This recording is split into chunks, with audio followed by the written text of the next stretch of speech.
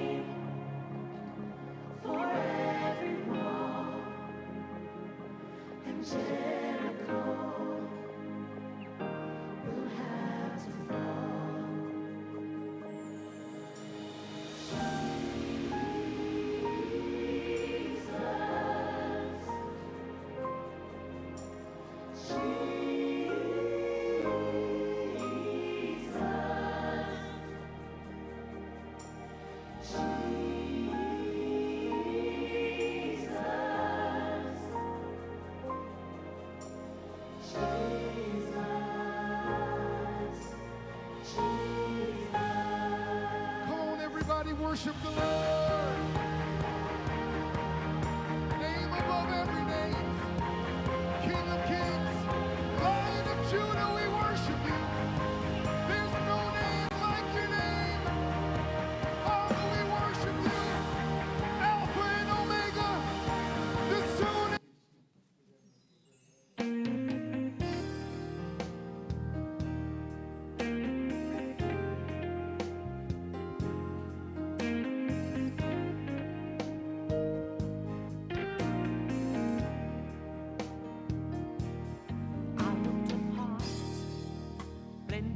With the rest of the church crowd, I know the routine. I can list all the Bible studies in town. I watch Christian TV. I know all the preachers, their churches.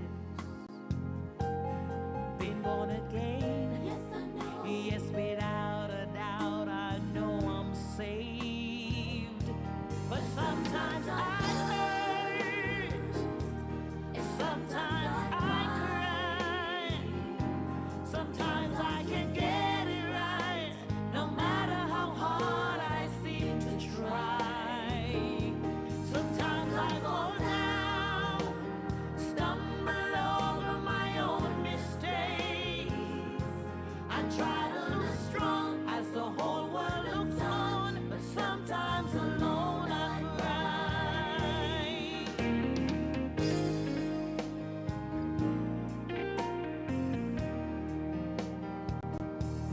try to speak faith, never give 1 inch to the devil. I do worship and praise, let everybody know just where I stand. On the back of my ride, I've got the face of my Lord for the world to see. Yes, I know God is good all the time, there's no doubt in me.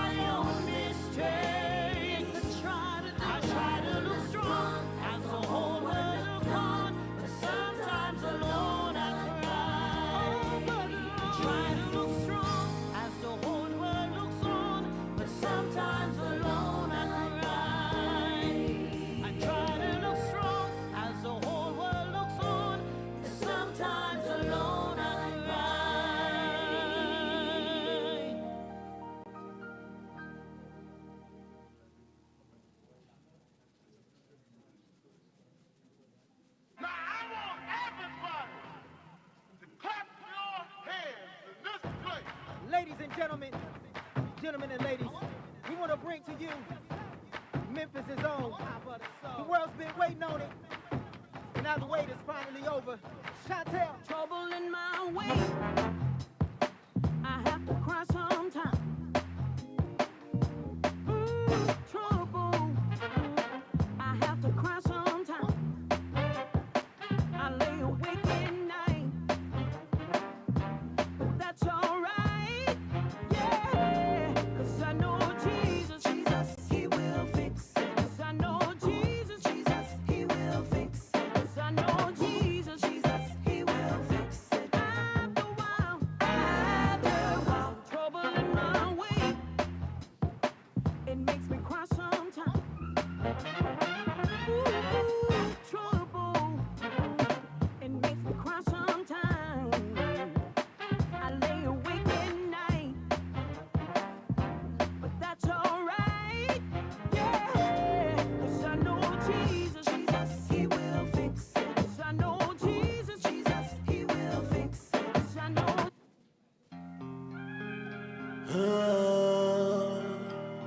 Yeah. Careful you talk when you talk about me. Careful your ear when you hear about me. It's your mind when you know about me. Man, they get to pastor, get to teacher, get to preacher. Them a leecher, me a bleacher. Get your feature, man a reacher. Them a sleeper, them stay up on the surface. Man go deeper, true believer, man a dreamer. See the steam all a flow out of the heater. Man a speaking the parables like a beeper. Keep climbing as you run, as you getting steeper. Now me see clearer, bad mind pastor in the church. Now me see clearer, clearer. Now me see clearer. Them say them love Jesus with Satan, them a flirt. Now me see clearer, clearer. Them set me up, them set me up. Babylon, please let me up. Them set me up, them set me up. Babylon, please let me up. Them set me up, them set me up. Babylon, please let me up. Them set me up, them set me up. Babylon, please let me up. Them wanna see me hurting for the burden, so them send Jezebel for the flirting. Lights camera, pull the curtain. Bad mind people alerting. Now me see clearer, them full of envy and jealousy. Now me see clearer, clearer. Them set me up, them set me up. Babylon, please let me up. Them set me up, them set me up. Babylon, please let me up. Them set me up, them set me up. Babylon, please let me up. Them set me up, them set me up. Babylon, please let me up.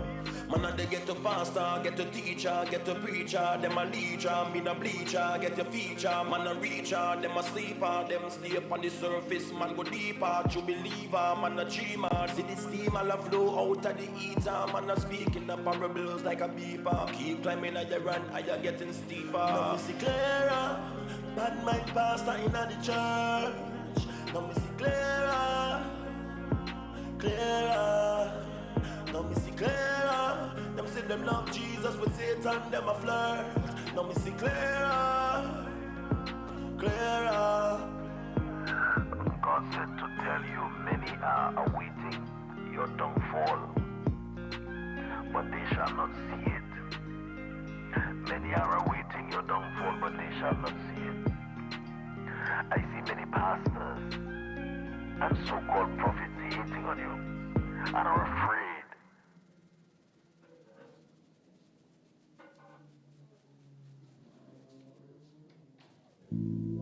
I can't live without you. I can't live without you. There's no life without you. Searching and there's no end. Looking for answers, try to comprehend. Out of love and I have no peace. My mind is a battlefield.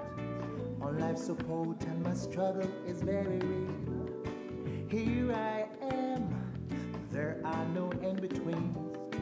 Trying it all, Lord, now I believe. I can't live without you. I can't live, no, no, no.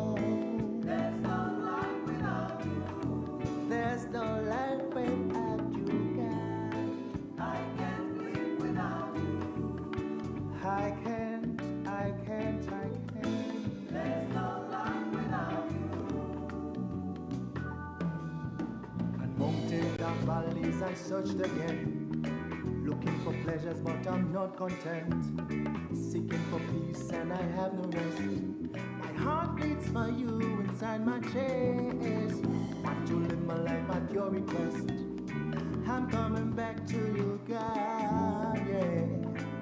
Cause I want your best, want your best. I can't live without you. No, no, no, no, no. There's no life without you. There's no life without you, God. I can't live without you. I refuse to live. There's no life without you. In you, Lord, I have my rest. Living for you is my constant quest. Hold me close, never let me go. Love for me, you always.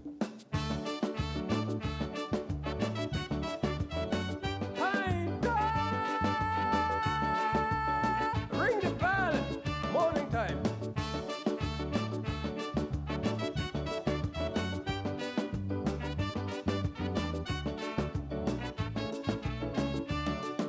Who tell you I'm not a famous man? I am a pointer since I was small. Just recently I put a band on a penitent from Rose Hall. The tonnage she had on the floor, she shouted to me and knocking the door said I reached the boundary mark, shivering like a dog and began to bark. I was going down to a lonesome road when I meet up a gentleman with a basket of breadfruit well overload and a Bible inside the hand, singing Mona, Mona, Mona. When life seems a heavy burden, money may solve your problem, friend, but not in Jerusalem.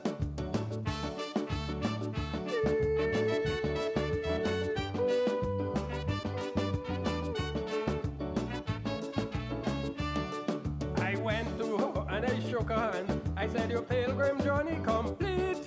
I followed you through a barren land, and the corn in Egypt was sweet. But one thing you lack, I'm sure you never gave a nickel or dime to the poor. I did you humble socially, but your material welfare caused you to see somebody going down to this lonesome road when you meet up a gentleman with a basket of breadfruit well overload and a Bible inside the hand, singing Mona, Mona, Mona. When life seems a heavy burden, money may solve your problem, but not in Jerusalem.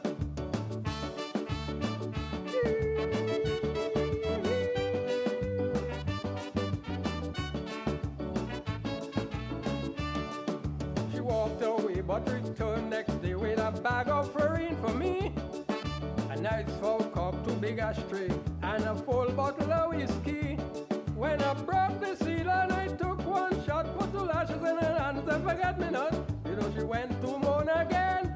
Same very fiction was in her brain. I was going down to this lonesome road, meet up a gentleman with a basket of breadfruit, hell overload, and a Bible inside the hand, singing Mona, Mona, Mona. When life seems a heavy burden, money may solve your problem, friend, but not in Jerusalem.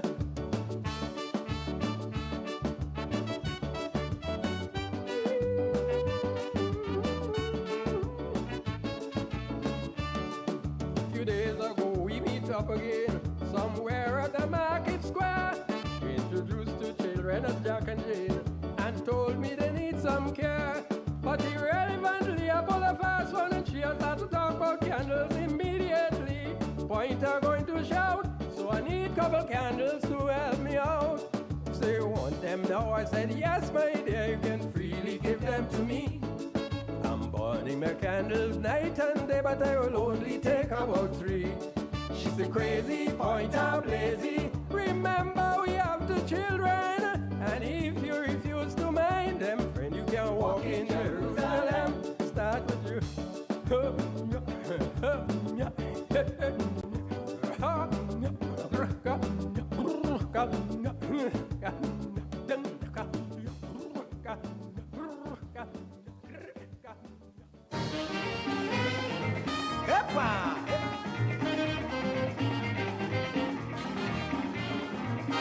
A Baptist lady came home to the Lord's Ivy.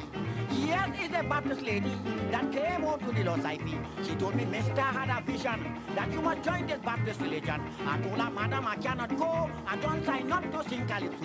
She said, you have to go straight to the happy land. Which part? Happy land of Canaan. Where all this milk and honey is flow all the time. Happy land of Canaan. Let me go, Cyprus, let me go, hey, high. Happy land of Canaan. Let me go, let me go, let me go, let me go, hey, high. Happy land of Canaan. Let me go,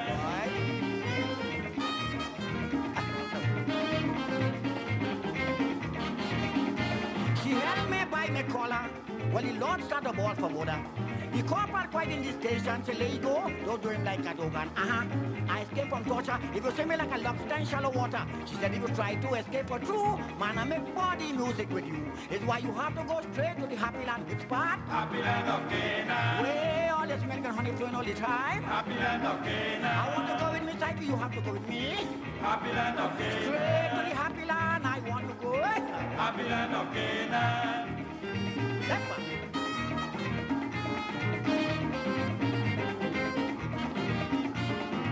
When I read the question, Biggie did come make a breakaway. He goes to the side, I in front this lady behind me. Hey, I run in a backyard, ho ho, dogs start like the mad.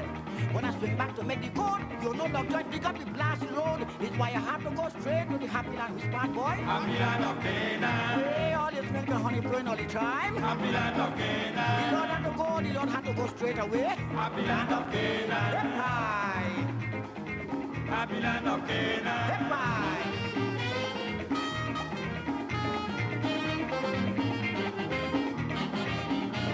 Again the lady arrested me. Who came this time was Lord Blakey. Let you go. Saipa Bongo singing guy. So he said, all your Baptist people, come here to give you trouble. Wake up. Blakey start to beat. Well, sometimes Saipa jump out of sleep. So me went away. I thought, you know. Happy land of The Canaan. lady had a vision and the Lord had a vision. The lady sent back too. Happy land of The Canaan. Lord is gonna play. I thought, you know, Canaan land. Happy land of The Lord Canaan. is go. I thought, the lady at all. Happy land of Canaan. Pepper.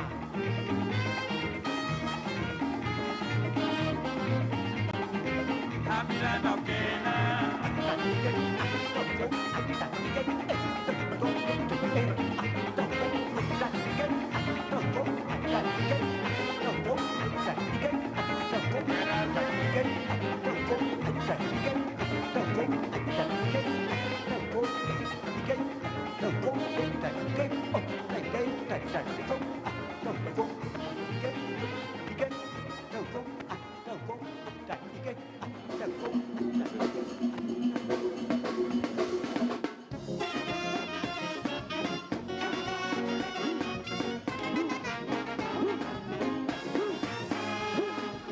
One love.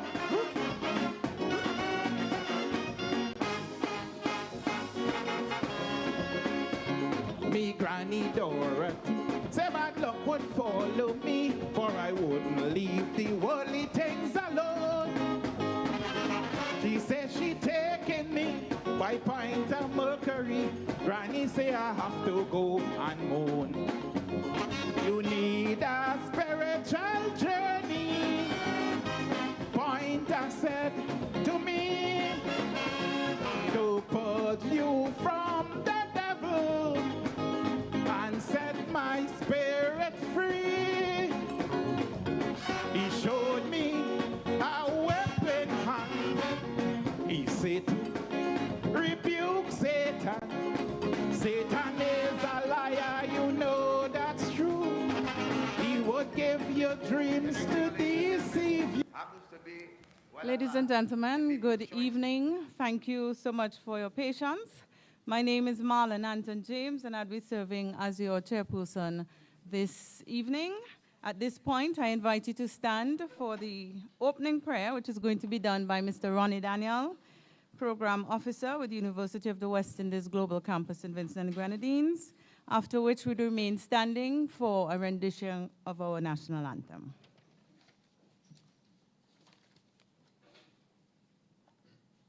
Thank you, Sister Marla. Let's just spend a moment in silence as we give God thanks for this opportunity to be here but also as we recall to mind those who have passed in the last few weeks and months, and particularly those who would have been here under normal circumstances. We also want to remember one of our own staff, Miss Harry, who passed on earlier this year, and those known to you and your families. Let us spend a moment in silence.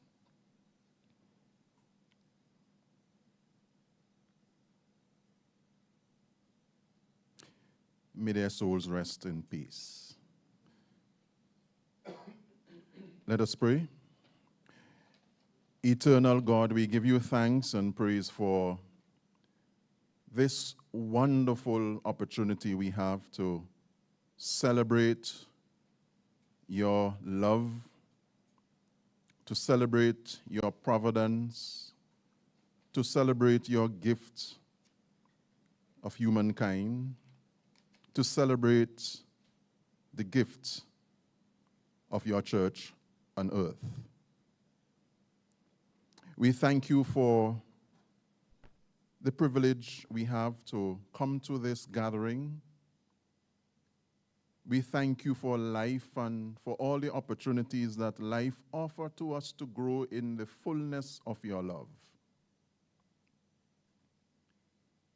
We thank you for the church that has been, from time immemorial, a source of strength and guidance, your representative on earth. Indeed, we thank you for the faithful, for those who have demonstrated in the past and continue to do so great faith and perseverance. Those who have spread the gospel of your Son, Jesus Christ, across seas and lands and among peoples. Indeed, even as we are disturbed by the realities in the Middle East, Palestine, as we see the carnage, we also pray for hope and for peace, that your peoples will come together in the interest of our one human race. Bless us now as we reflect on the church in St. Vincent and its development, its impact, and for its guidance over the centuries. We thank you for those who shall present through their research, and we thank you for those who will engage the material with their questions and comments. Now we ask you to guide our deliberations, and may this time of reflection be to your glory and to your honor and to the upliftment of all of us. This and the prayers of our hearts we lift up to you through Christ our Lord. Amen. Thank you very much, Ronnie, for inviting God's presence here this evening. And now we have a rendition of the national anthem of St. Vincent and the Grenadines.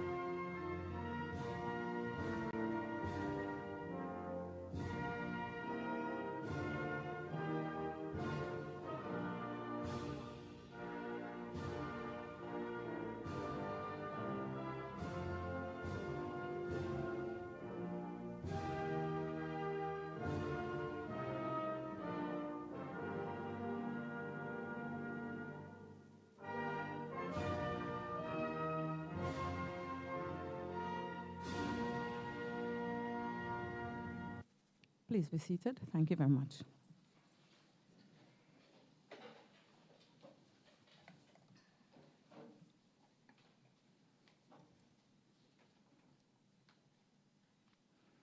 At this point, I acknowledge the presence of Dr. the Honorable Godwin Friday, Leader of the Opposition, His Excellency Francisco Perez Santana, Ambassador of the Bolivarian Republic of Venezuela to St. Vincent and the Grenadines, the Honorable Fitz Bramble, Parliamentary Representative for East Kingstown, Reverend Philip Daly, Superintendent for the Kingstown Chateaubelair Circuit in the Methodist Church. I see Zoila Ellis-Brown, President of the distinguished ladies and gentlemen. It's my pleasure to welcome you to the Sir Dwight Venner Independence Lecture, hosted by the University of the West Indies Global Campus in Vincent and the Grenadines. Tonight, we gather under the theme, Rock of Ages, the making of the Vincentian Church, quite a fitting tribute to Sir Dwight Venner's enduring legacy. Of course, Sir Dwight Venner was not only a distinguished graduate of the University of the West Indies, but also served as the governor of the Eastern Caribbean Central Bank, the ECCB, for an impressive 26 years, making him the world's longest-serving bank governor at the time of his retirement in December 2015. His visionary leadership and inventiveness transformed the ECCB, enhancing its stature and service across the region. In this lecture tonight, we'll hear from 4 esteemed Vincentian historians who will provide an in-depth exploration of our religious origins and the struggles faced by the Spiritual Baptist Church. This discussion is particularly significant at a time when St. Vincent and the Grenadines unanimously enacted, the Parliament of St. Vincent and the Grenadines unanimously enacted legislation recognizing May 21st as a public holiday in honor of the Spiritual Baptist faith. I think we're all in for a treat tonight, and once again, I thank you for joining us. With that said, I now invite to deliver the welcome remarks the newly installed head of site of the UE Global Campus in Vincent and the Grenadines, Dr. Risa Noel Barnett. Please welcome her as she comes.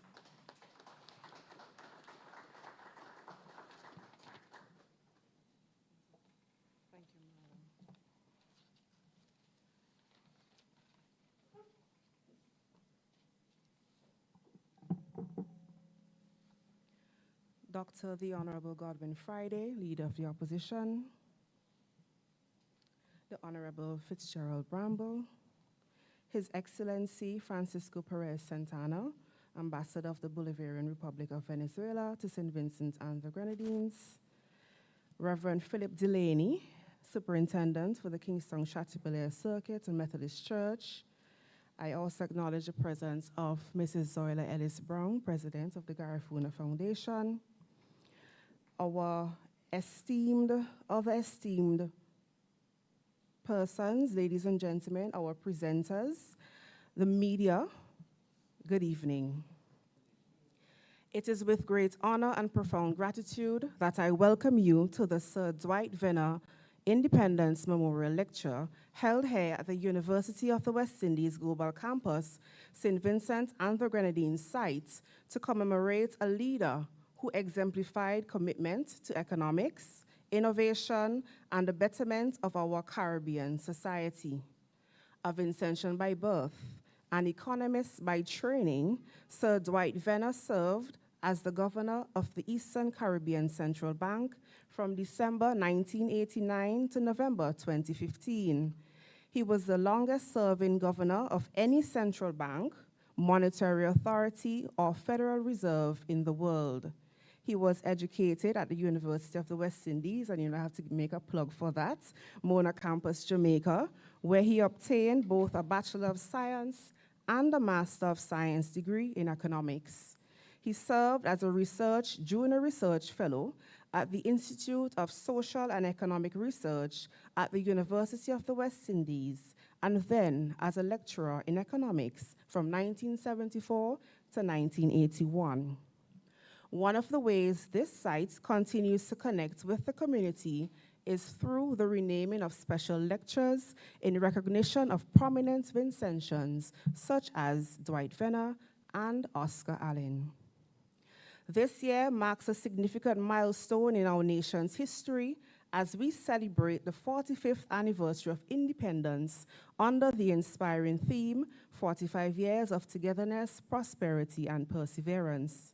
It is a time when we not only reflect on the remarkable journey of our nation, but also pay tribute to our shared culture, heritage, and resilience. Tonight, we are delighted to have a distinguished panel of presenters who will delve into the thought-provoking topic, Rock of Ages, the making of the Vincentian Church. This topic invites us to explore the profound influence that religious institutions have on our history, social fabric, and our cultural identities. As we engage with these presentations, let us reflect upon the multifaceted roles that churches have played historically and continue to play in our day-to-day lives. I would like to take this opportunity to express my heartfelt gratitude to the staff of the University of the West Indies Global Campus, St. Vincent and the Grenadines, particularly Ms. Sharon Garway, our acting marketing assistant. I assumed the position of head of site on October 1st, 2024, and observed Ms. Garway's efforts in preparing for this event. Sharon, your passion and commitment to bringing together our community for meaningful discussions exemplify the very spirit of perseverance we celebrate today. Yes, please give a round of applause. Thank you all for being here, and let us engage with enthusiasm and openness as we honor both the legacy of Sir Dwight Venner and the rich cultural heritage outlined by our soon-to-be speakers. Welcome and enjoy the evening. Thank you.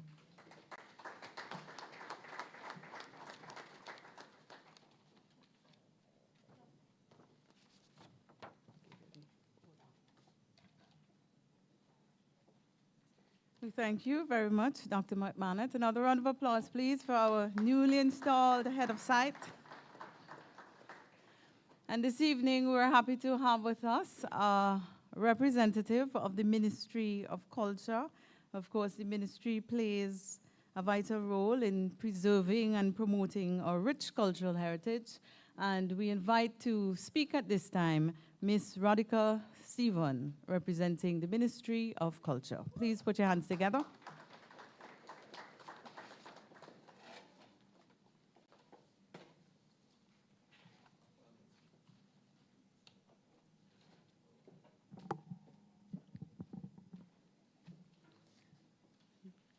Dr. the Honorable Godwin Friday, Leader of the Opposition, His Excellency Francisco Perez Santana, Ambassador of the Bolivarian Republic of Venezuela to St. Vincent and the Grenadines,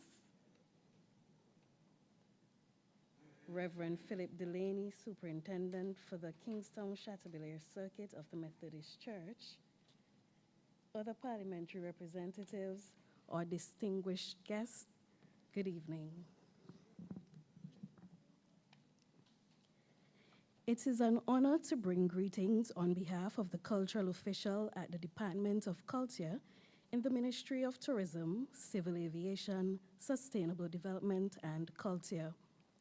This evening, it is with great anticipation that we are here to listen to our four panelists present on the topic, Rock of Ages, the making of the Vincentian Church. Church, for most Vincentians, provides the foundation of their being and their becoming. They treat it as a priority for privileged spiritual position, which positively impacts their physical lives. While certain religions were passed down to us, others were born in St. Vincent and the Grenadines. Nevertheless, all refer to God as the highest spiritual being, regardless of the church they attend. For this reason, the majority of Vincentians turn to God for comfort. In reality, Some people instinctively invoke God when seeking solutions to their problems, even though they do not believe in religion or God. How often have you heard them call on the name of the Lord through familiar words such as Jesus, or oh God, or my God, when someone is impacted by something over which they have no control? This represents a call for help, a subconscious call for help from the Supreme Being, ever present, ever sure, in spite of their unbelief. Furthermore, many of us still do not fully understand church and religion and their role in our nation building. Thus, this is why the Department of Culture in the Ministry of Tourism, Civil Aviation, Sustainable Development, and Culture is always pleased to partner with the global campus of the University of the West Indies on activities of this nature, activities which seek to provide a greater depth of understanding. For Christians, Rock of Ages serves as a reminder of their faith and the power that comes from God. We anticipate that all who participate in this discussion titled Rock of Ages, the Making of the Vincentian Church, will leave more knowledgeable about this vital subject. I look forward to a robust discussion. Thank you.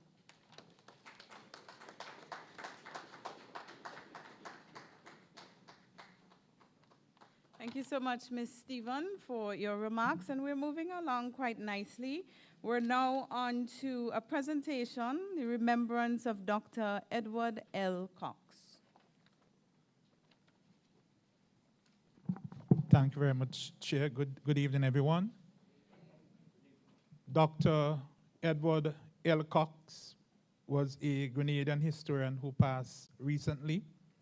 He is married, or was married, to a Vincentian, the Nantons, which makes him the relatives of the Griffiths. We want to remember Dr. Cox because he spent a lot of time working on St. Vincent and the Grenadines. Not to bore you with academic and bibliographical details, most of you would know about King Jaja, who came to St. Vincent, and he worked extensively on King Jaja, also on the liberated Africans.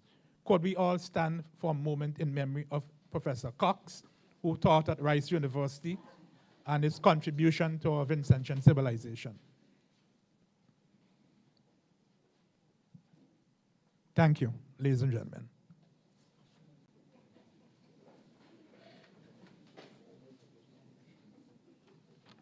Thank you very much, Dr. Scott. It's now my distinct honor to introduce a remarkable figure in our community, Kenneth Vibrating Skates Aline. He's known for his vibrant contributions in the cultural landscape, and we all know his popular independence tune. So without further ado, please put your hands together and welcome the Vibrating Skates.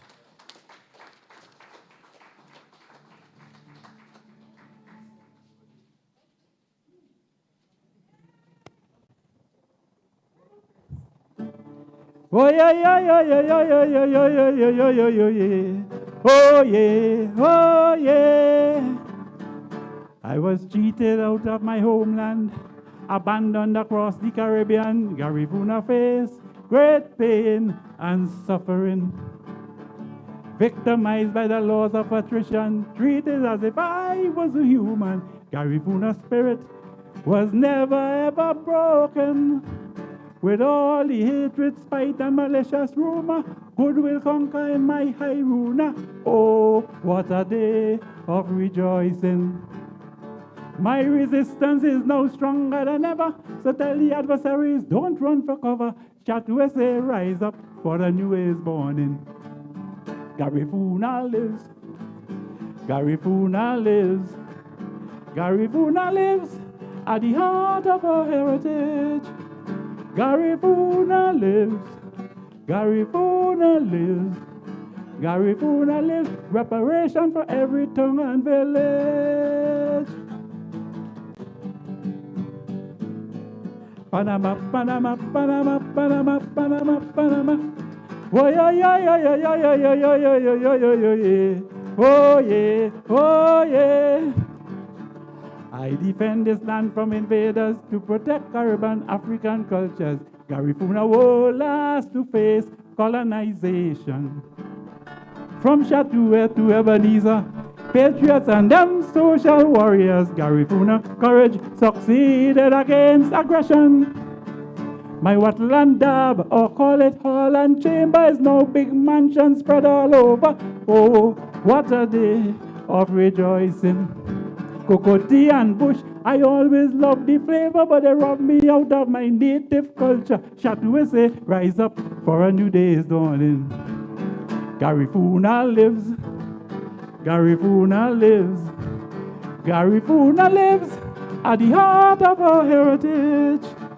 Garifuna lives, Garifuna lives, Garifuna lives, reparation for every town and village. Panama, Panama, Panama, Panama, Panama. Oh yeah, yeah, yeah, yeah, yeah, yeah, yeah, yeah, yeah, yeah, yeah, yeah, yeah. Oh yeah, oh yeah. Some trying hard to confuse me with plenty radio stations and TV, but Garifuna gone, computerized already. Recording studios in every alley, telephone to make the place come see. While Garifuna hitting on the internet steadily. From Belize, Honduras to Guatemala, the spirit is alive no more than ever. Oh, what a day of rejoicing. Before Columbus came to discover, Africans link up with Mother Hiruna. Chateauet say, rise up, for a new day is dawning. Garifuna lives, Garifuna lives, Garifuna lives at the heart of our heritage. Garifuna lives, Garifuna lives, Garifuna lives, reparation for every tongue and village. Woo! What a day. Woo! Thank you. That song was from 1997, the 200th anniversary of the Garifuna being exiled from St. Vincent. So that was the only song about that year. So, happy to do it here. So we go from 1997 to 1984. 1984 was 150 years of emancipation. That's what we were celebrating that time. So I'm always unlucky to be the person writing a song about the event, historical event. Give your boy a round of applause for that.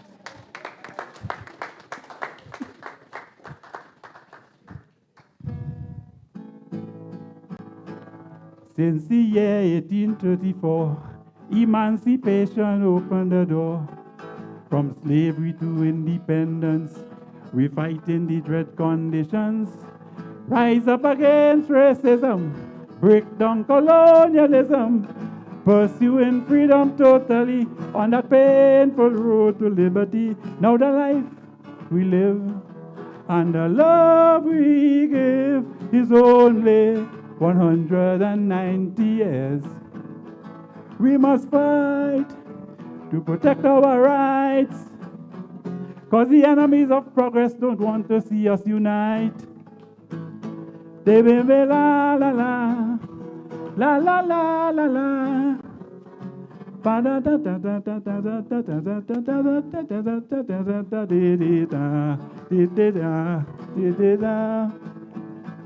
Riots, wars, and revolution was a period of full freedom, like the rights to vote at elections, trade union recognition, legalized Baptist worship, coming out of the closet.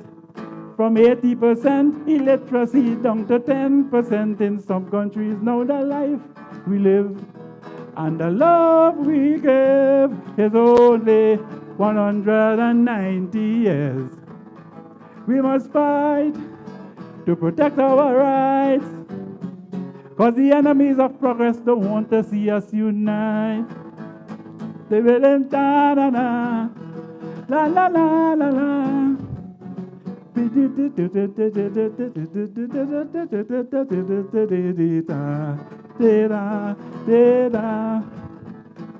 We must not forget our roots, patriots and heroes of truth, like Toussaint and Marcus Garvey, Morris Bishop and Walter Rodney, Captain Kojo and Butler, raised black consciousness higher. Their blood, sweat and tears were shed so that we can hold up our heads. Now the life we live and the love we give was only 190 years. We must fight to protect our rights, cause the enemies of freedom don't want to see us unite. La la la la, la la la la la, hey! This verse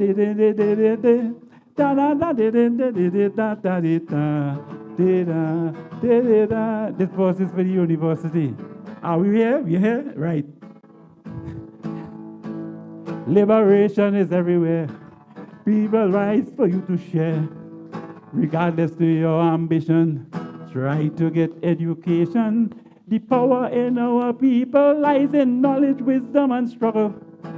The good, the bad, the indifferent. Justice is all we really want. Now the life we live and the love we give is only 190 years.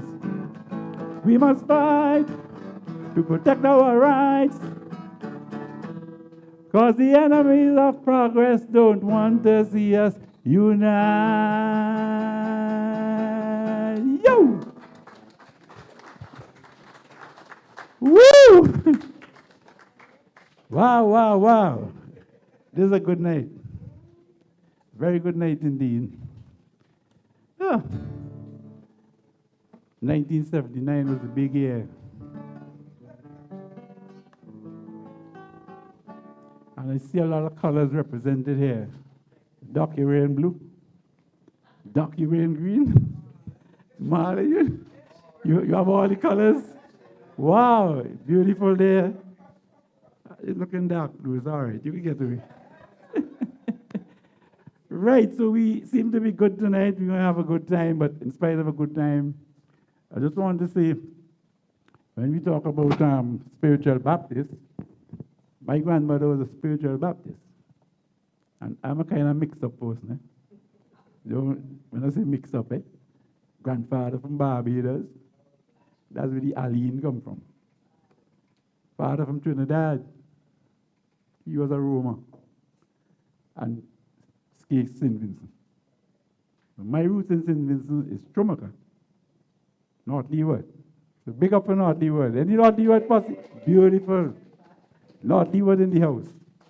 And my grandmother had her own prayer tent with coconut straw on the roof. I was about 5 or 6 going down to visit her when the holidays come. And she was like a rebel. Because in those days, well, not when I visited, but when she started, you couldn't have Baptist service. Baptist was being locked up and all this kind of thing. So that's why I became rebellious from the heritage. But I do a little kind rebellion, right? A sober one. We are all moving on together. So we must plan collectively for a brighter day. No one knows what's in store for the future. True dedication can get us there. Do we believe that? Everybody believe that? True dedication from 79 to this, 45 years. Give yourself a round of applause. We survived the trip. It wasn't an easy trip. Independence is a milestone in our march to prosperity.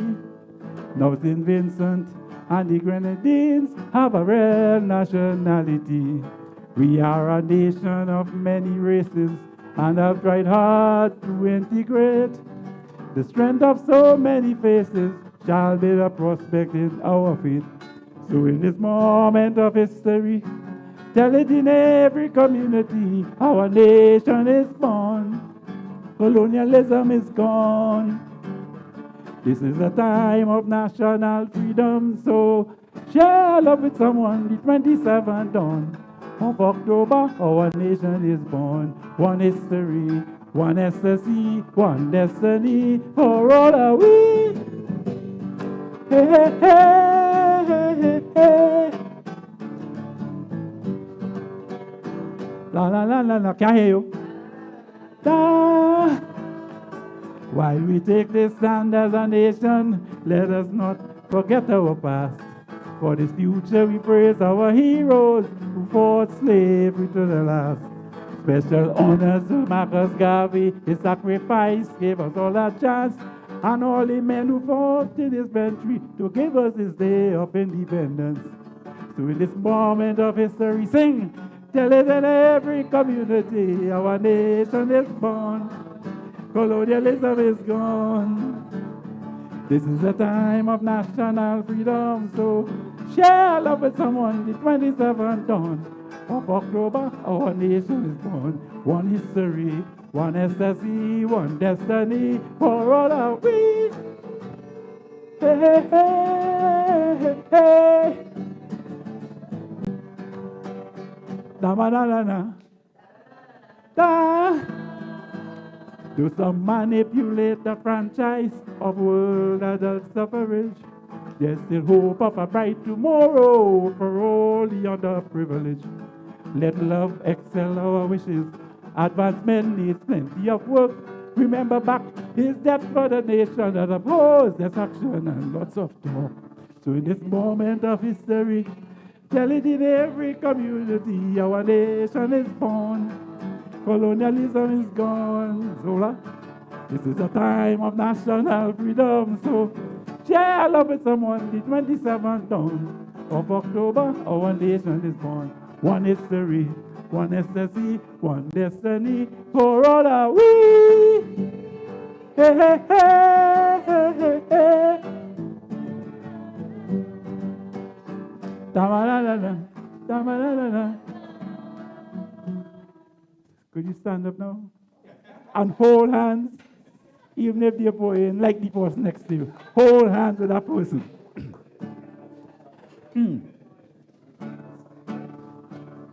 My people, join hand in hand now. Put your differences aside. Get your hearts and souls together. We got to build this nation with pride. Work in harmony with good leaders. Never elect no one here to rule. Then we can feel at home like good comrades. Our people must not be election tools. So in this moment of history, tell it in every community. Sing, sing, colonialism is gone. This is a time of national freedom, so share love with someone the 27th dawn of October, our nation is born. One history, one ecstasy, one destiny, for all are we. Hey, hey, hey, hey, hey. Da da da da da, da da da da da. Oh yeah! Woo!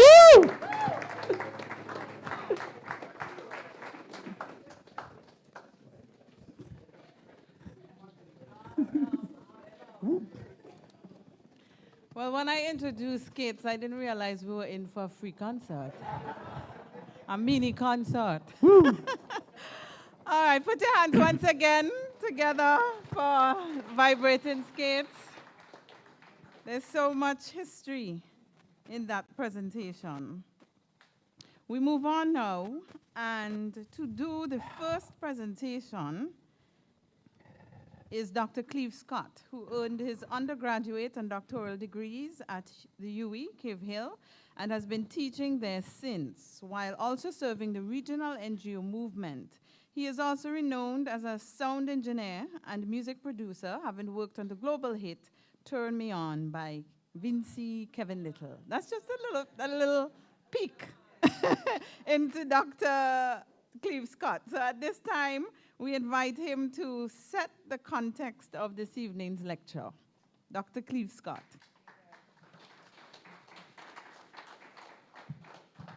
Thank you very much, Marla. And I have to greet members of the audience. Congratulations to Dr. Risa Noel McBurnett and your elevation. We worked at the Ministry of Culture, and in my days as a teacher, she used to slip my files to the top, so I thank her for the assistance. I recognize the leader of the opposition, Dr. Friday, who is a historian and who I grudge because he had the privilege to work with one of the greatest ever, and he has since passed away. And my good friend, Fitz Bramble. I also want to greet from Trinidad and Tobago, the retired lecturer, Stan Dr. Claudius Fergus, Stan Dr. Fergus, retired from St. Augustine. Tomorrow night, he'll be launching a book at the Botanic Gardens, and the book, incidentally, is dealing with something similar to what we're doing here. So the very first time, he's going to hear how we are different from him, and perhaps in the second edition, he's going to credit us. Now, this work that we are doing is through the inspiration and the organization of the government of St. Vincent and Grenadines. Dr. McBurnett was the permanent secretary, so she knows that I'm a very troublesome fella. But at the end of the day, what comes out is good. So having gone through this process, we decided it is not just good enough for it to be on the shelf and the public have to wait 3 or 4 years in order to read it, okay? And the Global Campus kindly agreed that we should have the opportunity to make a presentation here. The objective is not to question Christianity or any church. The objective is not to say a church is good or bad. It is to outline to you the struggles of people of African descent in St. Vincent and the Grenadines to decolonize Christianity, to reshape Christianity within their own image. The evidence we are presenting to you, we did not make it up.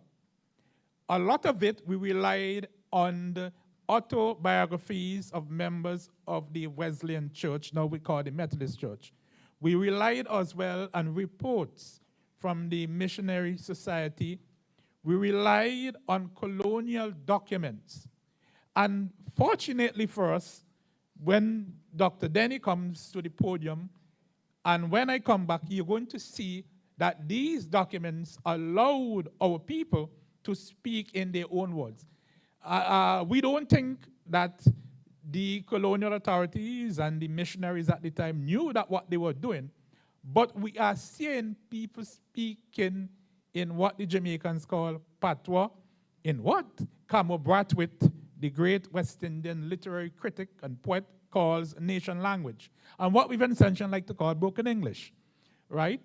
And if you're familiar with the Jamaican Louise Bennett, she says it is a wee tongue. It is not any corruption of the English.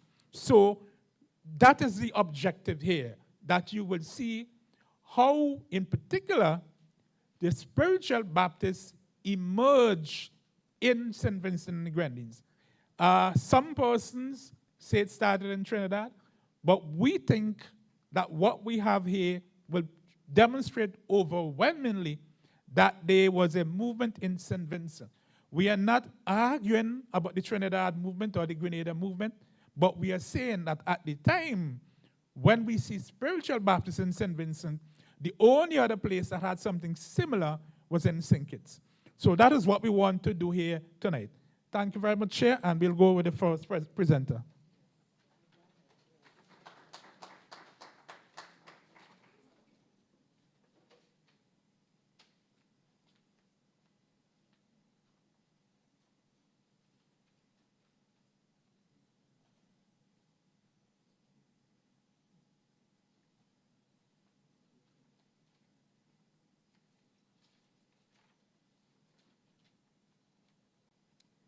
All right, thank you very much, Dr. Scott, for setting the context. And we move on now to Dr. Michael Garideni, and in a similar fashion, I'll just tell you a little bit about Dr. Denny.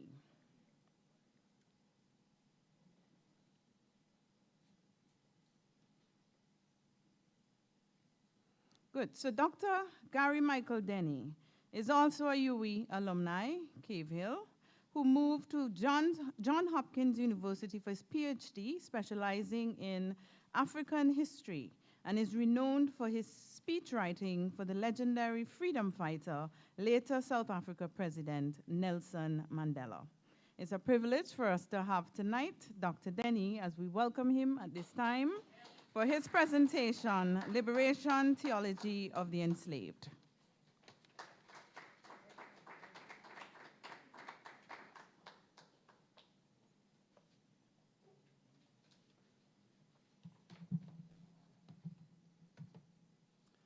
Good night, everyone. I'm happy for you to be here. I'm also happy to be here.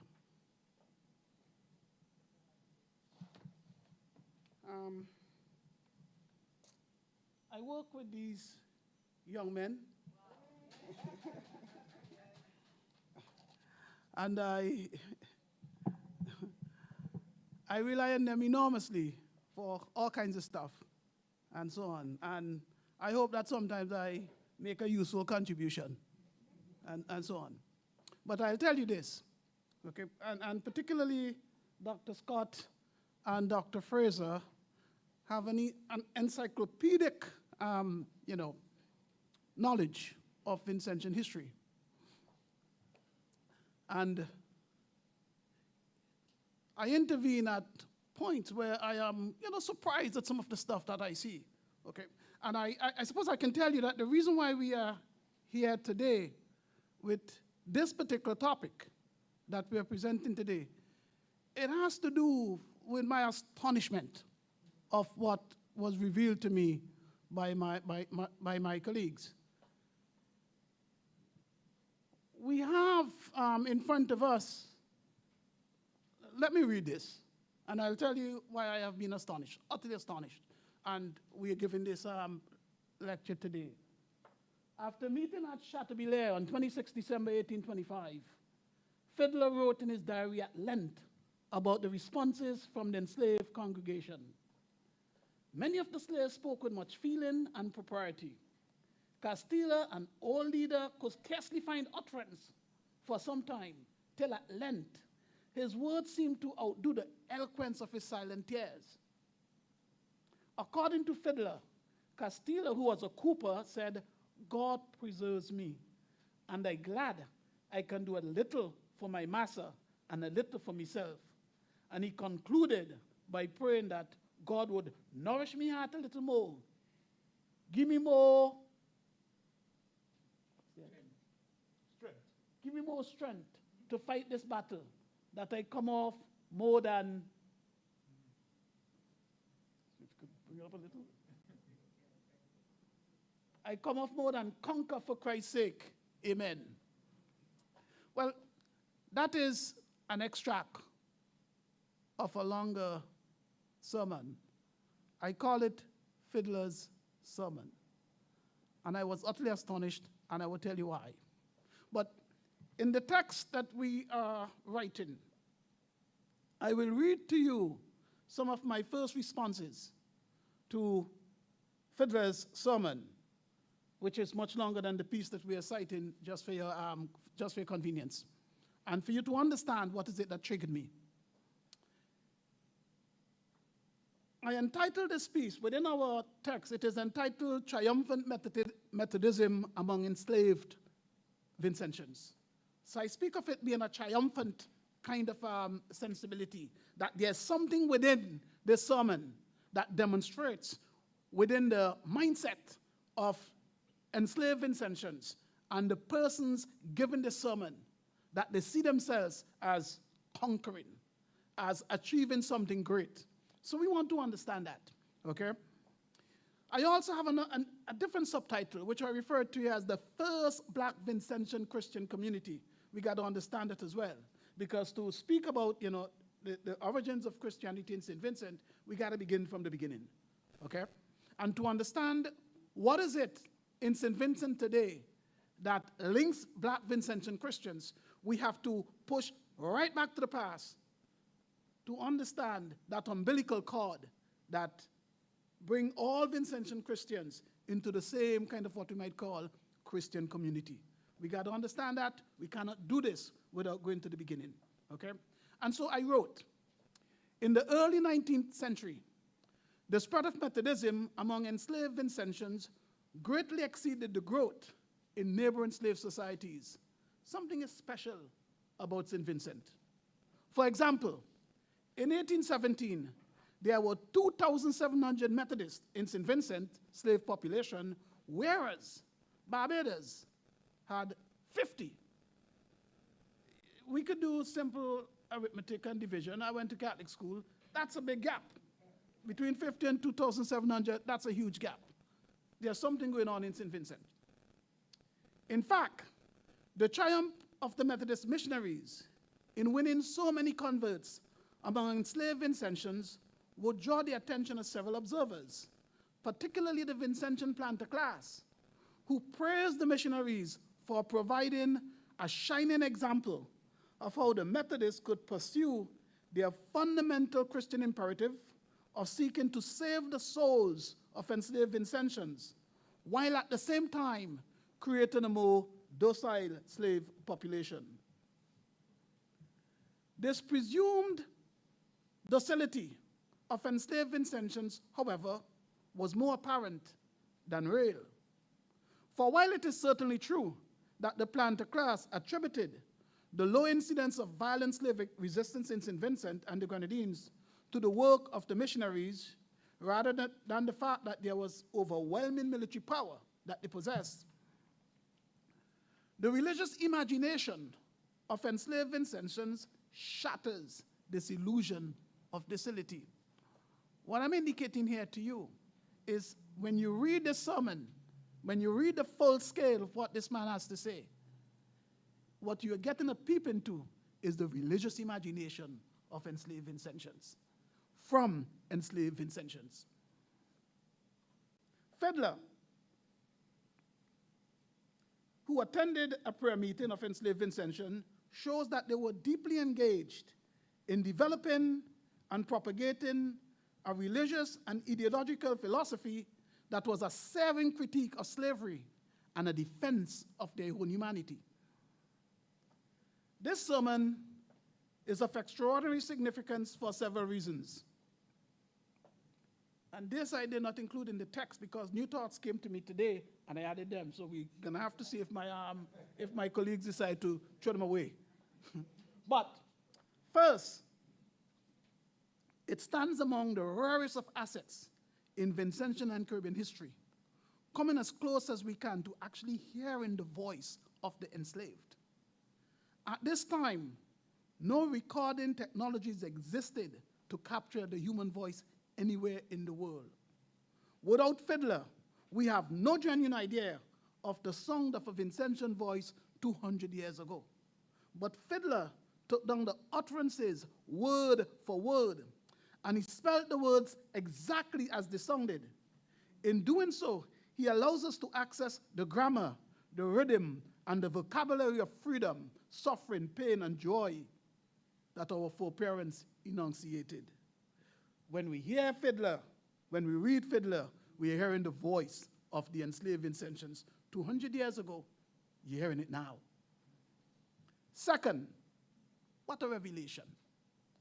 Because what emerges from the mouth of the enslaved is a profound and urgent theology of liberation that is utterly incompatible with the theology of submission that the planter class required of the Methodist missionaries. And it surely explains why Methodism grew in popularity among the enslaved in St. Vincent and the Grenadines. Both the vocabulary of salvation and the dream of liberation intoxicated the congregants who understood better than anyone else. If humanity is sinful, slavery must be one of the greatest sins. So through the voice of this enslaved black Vincentian pastor, preacher, whatever name we decide to ascribe to him, Fiddler himself is bearing witness to what is nothing less than a fundamental confrontation between the white planter class and the black Vincentians on where black Vincentians stand before the throne of God. This is the beginning of the racial schism in Vincentian Christianity. From the planter class perspective, heaven has a hierarchy. There's God, there's the angels, and there's everyone else. And if there's a hierarchy in heaven, then the preacher class, the white planter class argued, then that must be replicated on earth. So hence, masters and slaves. The problem is, our forebears, they rejected that theology.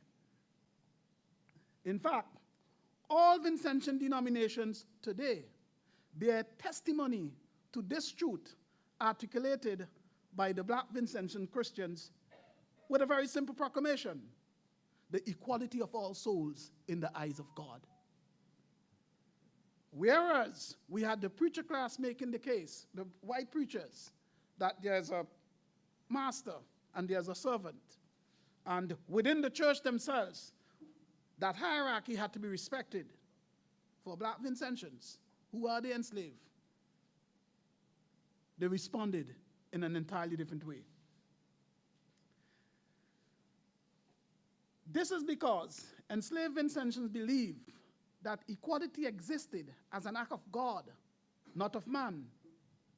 Hence, they also believe that it is humans who created a world of division, hierarchy, and slavery. For them, this divine dispensation that recognizes human frailty, human imperfection, also offers all humans, both black and white, slave and free, the opportunity to be redeemed and purified because they're all the recipients of God's grace, whether black or white, whether slave or free. The preacher's invocation of God's grace as an umbrella that would shelter black Vincentians is a crucial window to the theology of liberation that inspired black congregants. Through the embrace of this concept, God's grace, the preacher elevated enslaved Vincentians to the same state of moral agency as the planters themselves, with the equal capacity to know and to participate in the divine benevolence bestowed to the believers in Christ. In this theology of equality, enslaved Vincentians preached that if they were not greater than whites, neither were they lesser. This is a religious and ideological philosophy that is completely opposed to the white supremacist principles that underpinned Vincentian slave society. Crucially, in this theology of liberation, enslaved Vincentians preach that God had gifted them the virtues of patience and forbearance. In a world that tested their capacity to endure the tribulations imposed upon them as enslaved people, these were formidable and necessary assets. You need patience, you need forbearance in the face of the brutality of slavery. Hence, this particular ideology was a frontal assault on the legitimacy and the durability of slavery without ever using the word slavery. In all of the sermons that you would read, enslaved Vincentians do not mention slavery. But once you do a dive, a subterranean arc, you go beneath the words themselves, you see what they're actually confronting is the urgency, the brutality of slavery. That's what they're condemning. Double entendre, we call it today, when we sing calypsos with 2 or 3 meanings. Our enslaved Vincentians understood that very, very well. And so they knew that patience was necessary. Slavery might not end now. It might not end tomorrow, but it will end. And in fact, as we all know, it did end. So they were right. This triumphant theology captures why enslaved Vincentians could and did embrace Methodism. For whereas the Methodist missionaries measured religious success by the number of enslaved Vincentians to Methodism, enslaved Vincentians measured success by the religion's capacity to allow them to create a theology that made the world intelligible. Their solicitations for divine intervention in their lives offered a critique of slavery. It accorded dignity to the enslaved. It defended their humanity. And it articulated a promise of liberation in the here and the now, rather than in the hereafter. There's a crucial point to understand. As a gospel of salvation, as a religion of salvation, the fundamental claim that Christians make is that to go to heaven, you got to die first. You got to die to go to heaven. There's nothing wrong with the theology in and of itself. There are, a billion people believe in it, and so on.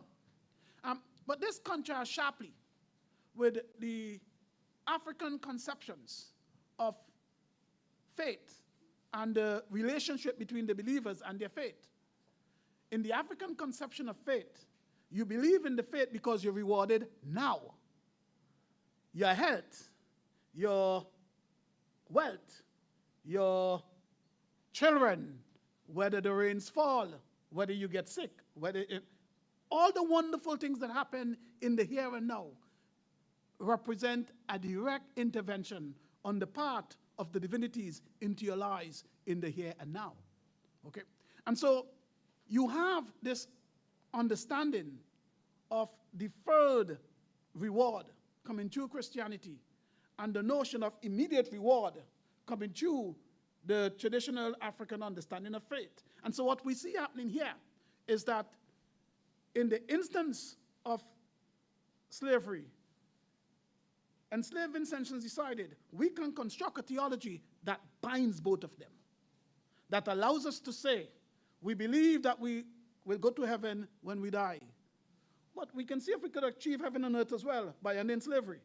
So we could do both, okay? So this hybrid feature, combining African principles and Christian principles, would be a feature of the Vincentian Church as it would elaborate in the years to come.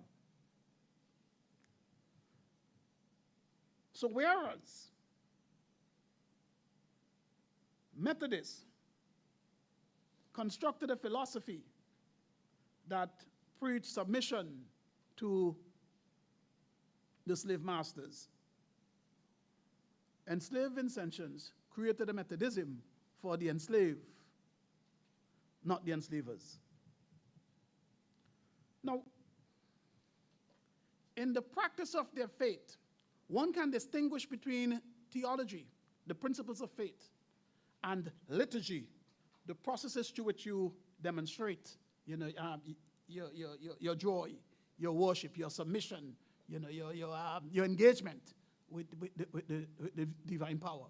Okay, and the theological confrontation was not always visible and immediate to the planter class. There's a certain kind of what you might call disguise that enslaved Vincentians were able to put in place when they preached as they did.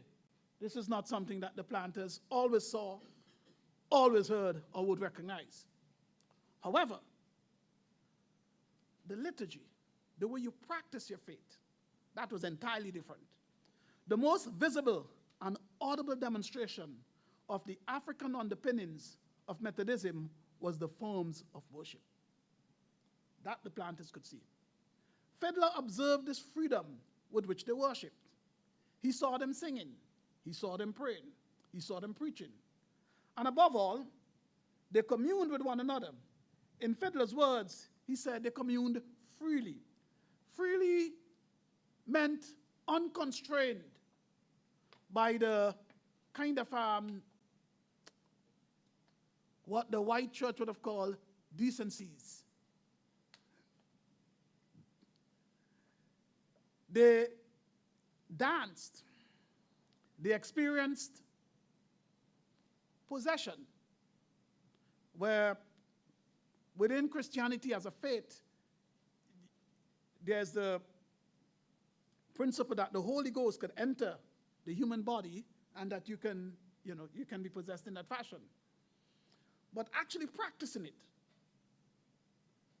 that had essentially disappeared from more conservative demonstrations of faith within the white Christian church, not Africans.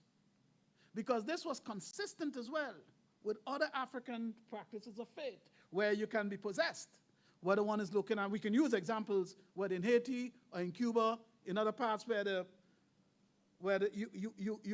divinity can enter your body, and you can, in effect, for that moment, become divine.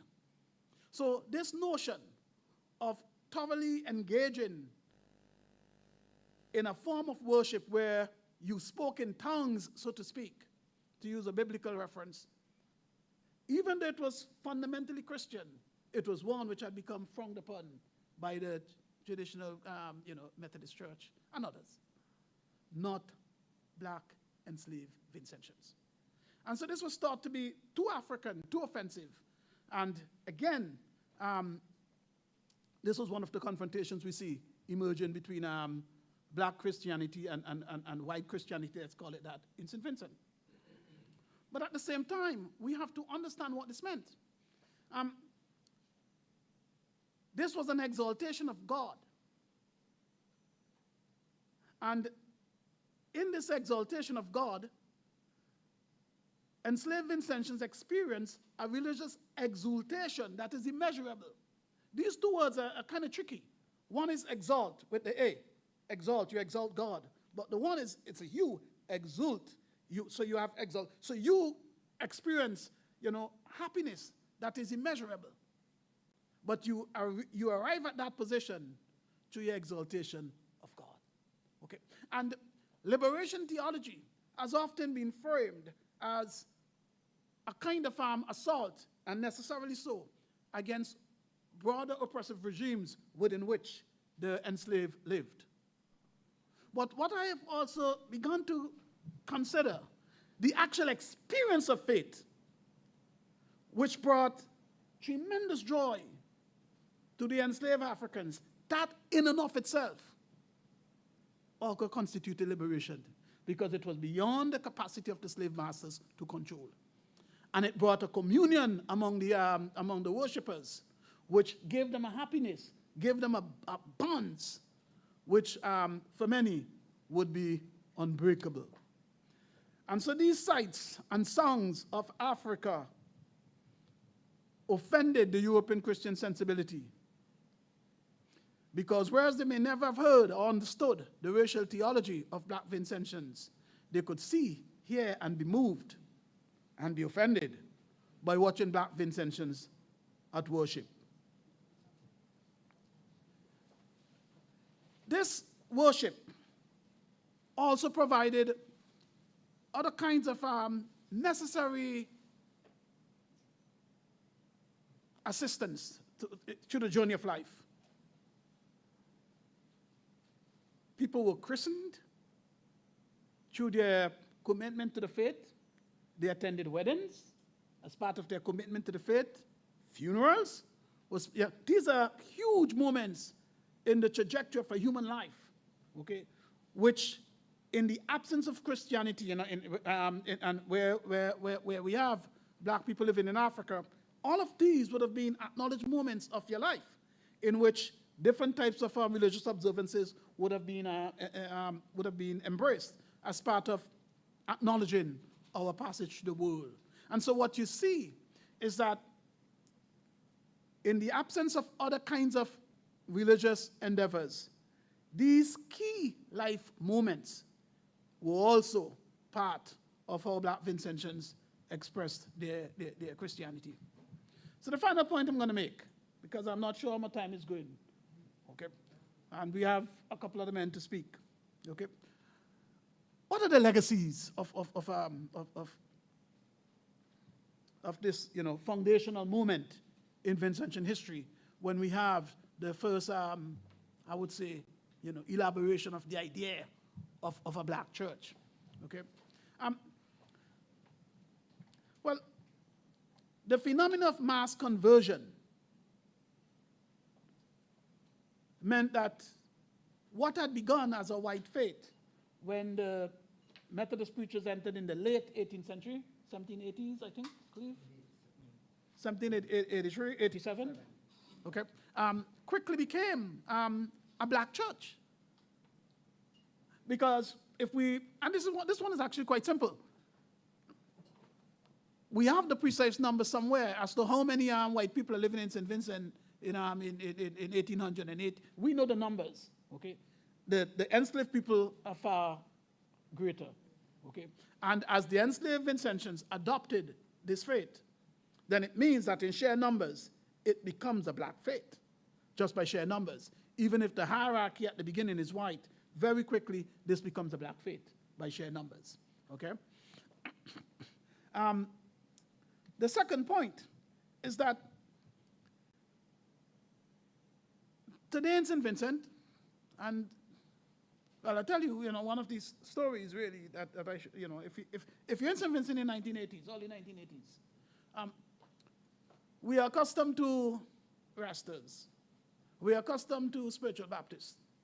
We are accustomed to Pentecostals. We're accustomed to all of these different, groups. And then suddenly, we had a new group. Muslims, black Muslims, wearing long stuff, selling groundnuts, and so on. And Vincentians we just accepted it. You were Rasta yesterday, you're Muslim today, that's cool.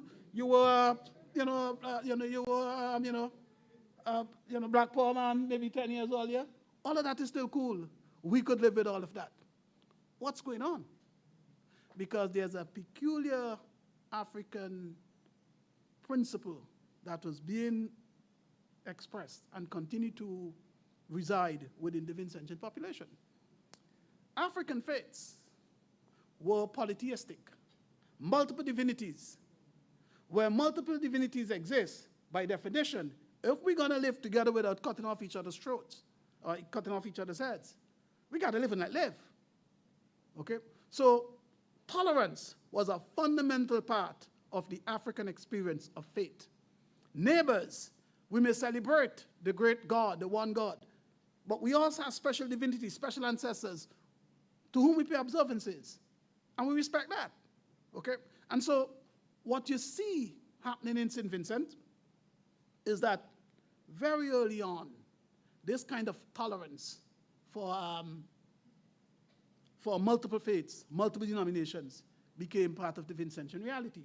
So much so that it became what I call, there's a word which Christian and religious experts use called ecumenism, and that is the idea that all the churches constitute a single church, okay, and so on. Okay. Well, but in St. Vincent, we have Rastas and spiritual Baptists and Catholics and Shakers all maybe living in the same household. So our ecumenism was indigenized, part of what it means to be Vincentian, that we could live together.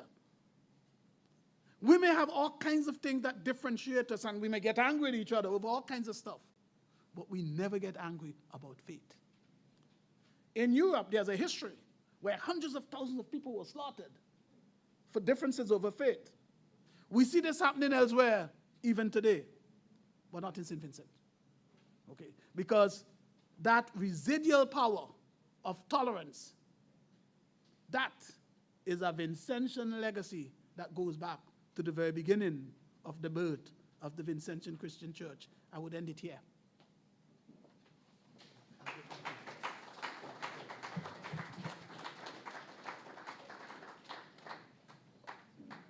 Thank you very much, Dr. Denny, for that thought-provoking presentation. And ladies and gentlemen, I know that you must have your questions and comments, so I draw your attention to the open forum section a little lower on the program, at which time you'd have the opportunity to make your contributions. We're moving right along now. We have an item of entertainment by the Rose Hall Drummers. The Rose Hall Drummers. And as they come, we know that historically, drums have been integral to worship.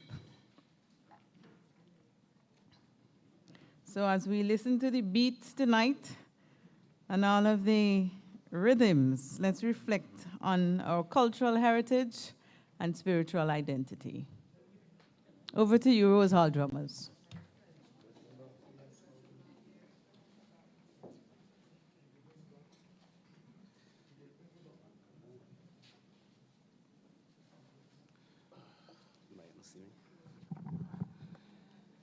Blessed love.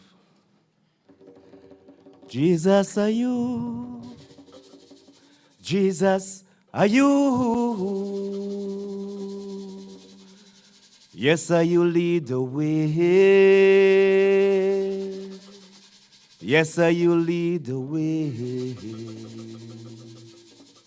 Here comes a man from Africa. Here comes a man from Africa.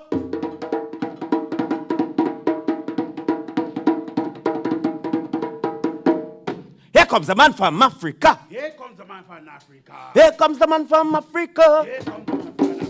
Here comes the man from Africa. He have a drum in his hand, mic in his hand, lyrics in the head and strong, strong, strong. Here comes the man from Africa. Here comes the man from Africa.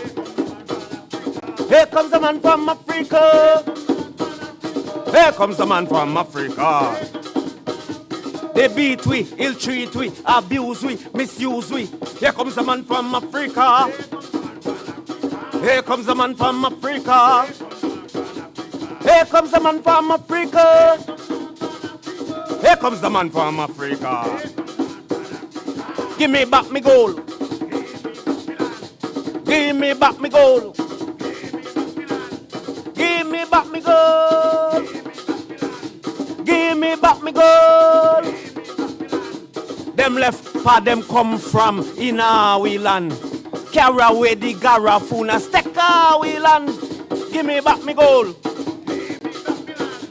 Give me back me gold. Give me back me gold. They work us as slaves on them plantation. Where is our reparation? Give me back me gold. Give me back me gold. Give me back me gold. Give me back me gold. Don't a baliso. Don't a baliso. It was down a baliso where them carry the Garafuna people. Down a baliso.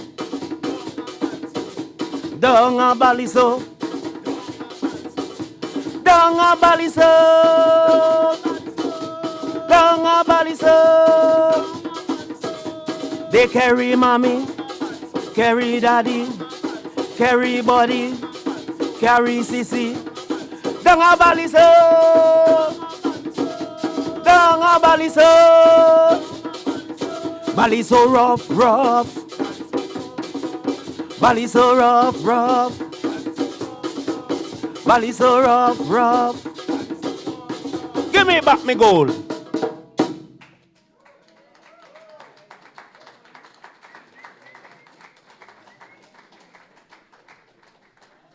Well, at one point in that presentation, I just wanted to abandon my responsibility tonight and dance the night away to the Rose Hall drummers. Thank you so much for that. We move on now with another presentation from Dr. Cleve Scott. This time he'll be back to tell us about the origins of the spiritual Baptists.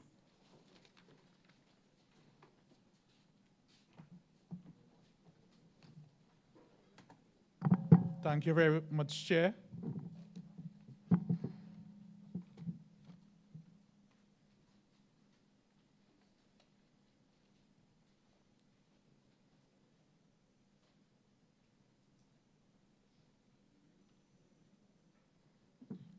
I will begin with an extract from a report in 1849 And I see some persons here who are in sixth form, and I was in form and in grammar school, and I know they don't Latin. Because Latin was still written on my report, but I don't know Latin. But I was reliably informed that imperium in imperial means an empire within an empire. That's how Reverend William Hudson, a Wesleyan minister, reported on what we now call the Spiritual Baptist in 1849. For those of you who are home, who cannot see what we have here, I will read it, what he said. He said, "From the first we clearly saw that an emporium in imperio would never do, and it is much to be regretted that our predecessors allowed such an organization within our societies, when at first, by the expulsion of the ringleaders, it might have been arrested. But being allowed to proceed with impunity, they became more insolent and determined and led many astray." This is overwhelming evidence that the Spiritual Baptists constituted an autonomous religious denomination or division or section or subsection within the Wesleyan Church by 1849. How did we get there? We're going to go back to the very beginning. Enslaved blacks, as Dr. Denny showed, in this country, in St. Vincent and the Grenadines, had an extraordinary attachment to the Wesleyan Church, particularly from around 1824, when William Fiddler came to St. Vincent. By that time, the Wesleyan Church played a critical role in the lives of blacks. They were the ministers, they acted as the physicians, the lawyers, the architects, the magistrates. And these are not my words, these are words in the reports from the Wesleyans. The strong religious fervor among blacks continued during the period 1840 to 1860. Also during this time, the Anglican Church became a major competitor for non-white church attendees. And that's because during the period of enslavement, the Anglican Church was not attracted to blacks, enslaved people. The Wesleyan Church came during slavery, and that, perhaps we have argued, is why blacks were so attracted to the Wesleyan Church. A Wesleyan minister whose first assignment after being ordained was to St. Vincent and the Grenadines. He was shocked to the core of the widespread appeal of the Wesleyan Church. This is James Bickford. He said in his autobiography, hundreds upon hundreds could not get inside the building, but had to come within earshot on the outside. Of course, the modern-day Baptist churches and the evangelical churches, we know that. We put a speaker outside, right? And sometimes when you come in your church, you don't want to hear. But thank God now we have technology. We could go on Facebook and so on. Bickford, who had become a Wesleyan local preacher in 1835 in England, although he had been raised in the Church of England or the Anglican Church, also expressed his surprise at the theological thirst of local blacks. He wrote, "Such hunger for the word of God I have never seen before in England or elsewhere." Moreover, Bickford was stunned by the role of the coloreds. The coloreds, people who are not white, black people, or people with black blood. He was stunned by the role in the local church and their participation in the service, such as the choir. He recalled, a large choir drawn up in a semicircular form was led by a colored lady possessing a strong, full, and well-trained contralto voice. Of course, if this was in the 20th century and it was a male in the Methodist church, we would say probably it's Sam Brown. Well, only the Methodists would know that. Vince, you going to the Methodists? Right. Equally stunning, if not even more so, was the diversity of the congregation. Bickford wrote, the motley appearance of the congregation, diversity of complexional shades, naked feet of the blacks, red cotton tied headgear fantastic hats with and without brims. A few of the whites and better to do colored of the congregation dressed up in beautiful Muslim. Muslim is a form of cloth, just like how we have Muslim is what you know at the way in St. Lucia and Dominica. And in this text too, we explain that Muslim is part of Vincentian culture in another chapter. I had the opportunity to teach 2 persons who attending Codgerton College last week, and they were stunned of how precise the dress is, and they lamented. I see my friend here from the Methodist Church, that today people come to church fully exposed. Fully exposed. Yeah. Vibrator's kids will tell you the calypso. The attraction to the church was explained by William Moyster, who was assigned to St. Vincent and the Grenadines briefly from 1837 to 1838, and again from 1843 to 44. In his memoir that was published in 1866, he said, we are now free. That's how blacks are expressing themselves, and this is what you think the blacks are saying. We must therefore all begin to serve the Lord. Why? Because it is the Lord who gave us freedom. Of course, the humanitarians keep preaching that it is the humanitarians. It is because the love of God that slavery came to an end. And thanks to Eric Williams, Dr. Eric Williams, we know that is not true. And thanks to many scholars, including the Trinidadian C.L.R. James, we know it is the self-liberation ethos, to use the words of Professor Sir Hilary Beckles, our Vice Chancellor. We know it is a change from industrialization, from agriculture to industrialization and so. But at the time, you can't vex with blacks.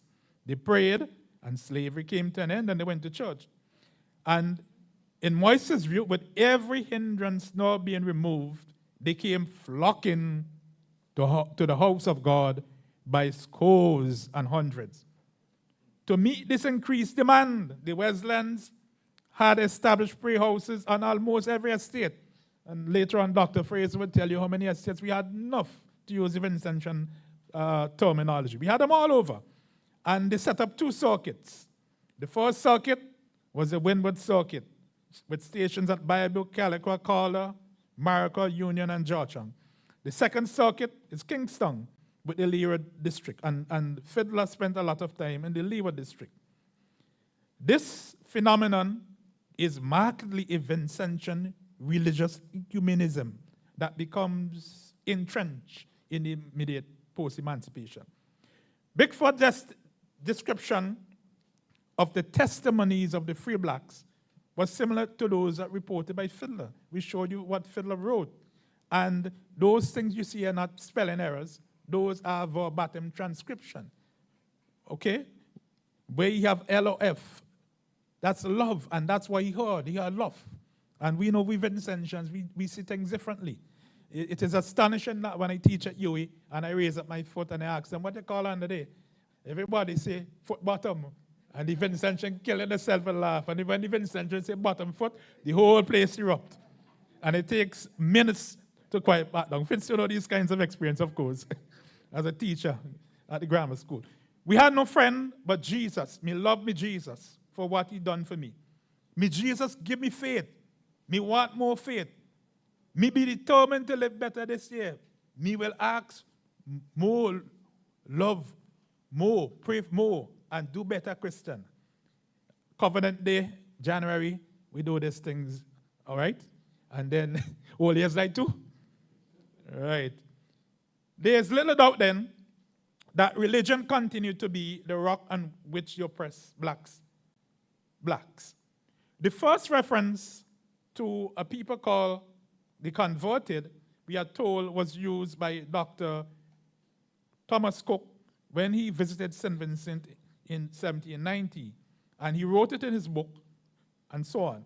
But later on, we use the term Shakers, penitent, converted to refer to these people. But the first reference to them was as the wilderness people.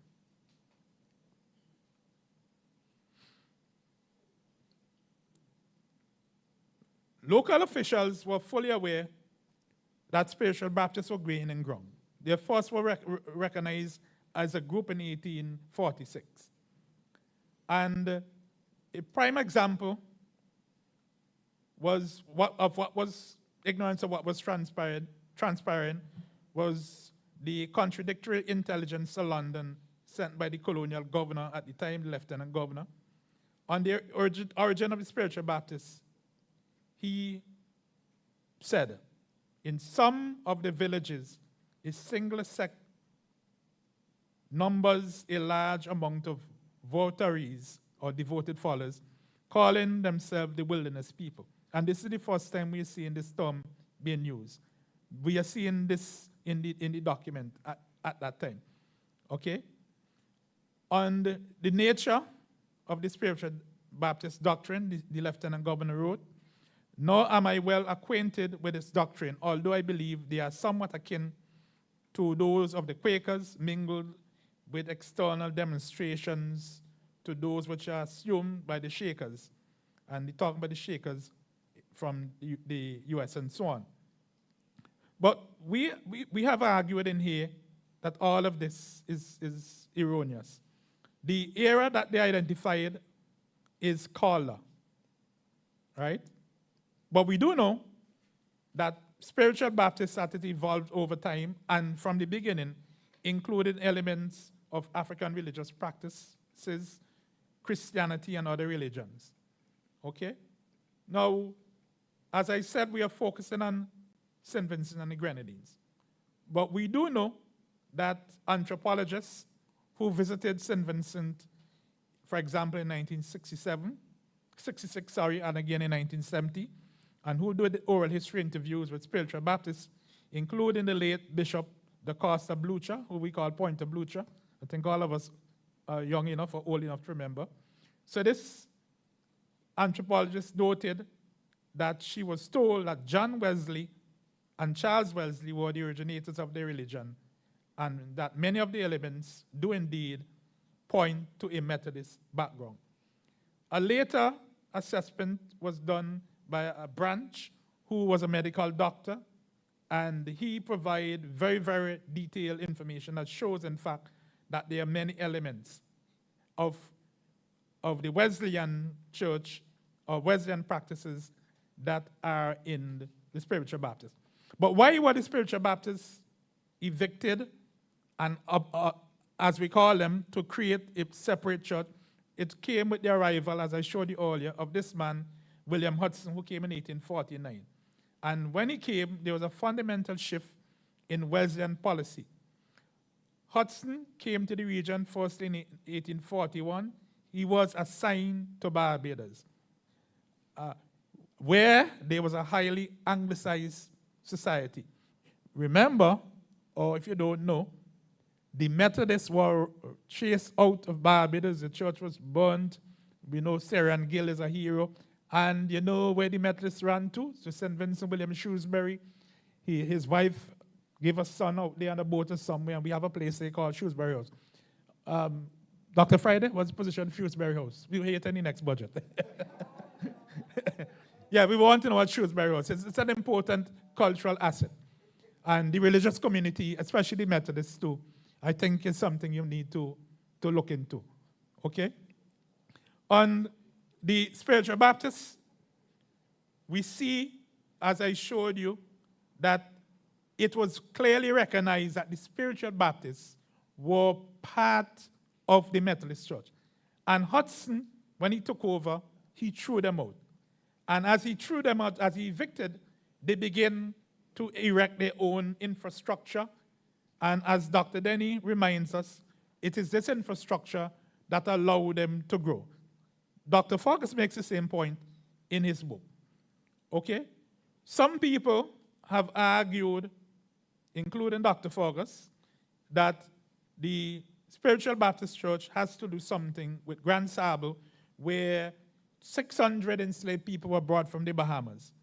We didn't find that, but we did find in our work that Reverend Thomas Brown, who was in charge of Grand Sable, he, to use Vincentian language, he cursed the Wesleyan minister, Henry Payne, of permitting spiritual Baptists to join the Wesleyan congregation. The same practices that we have today, where people go to the Methodist, Anglican, or Catholic Church in the morning, and they go to the Baptist in the evening, it was well established during this period, right? You're guilty of that, doctor? Right? Also, the arrival of the liberated Africans gave new impetus. They bring an African element. But we didn't find evidence that the liberated Africans took over the spiritual Baptists. We find sufficient evidence from the Wesleyans that the local blacks were taking the liberated Africans into the fold and were taking them to the church. Okay? So essentially that is how the spiritual Baptists emerge and gain ground and continue to expand until about 1912. And Dr. Fraser will take up from there. Thank you.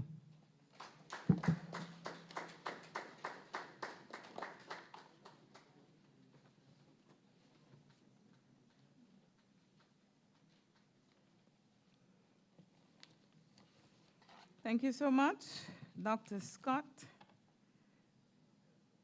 for that presentation on the origins of the spiritual Baptist.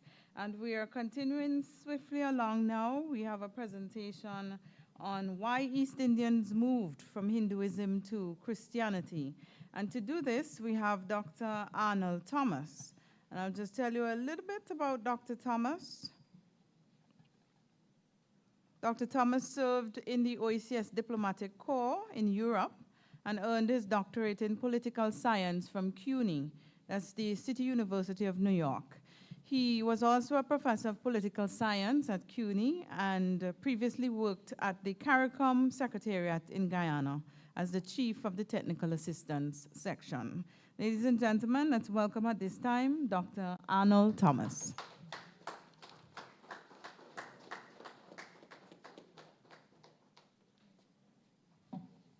Thank you very much, and good evening all.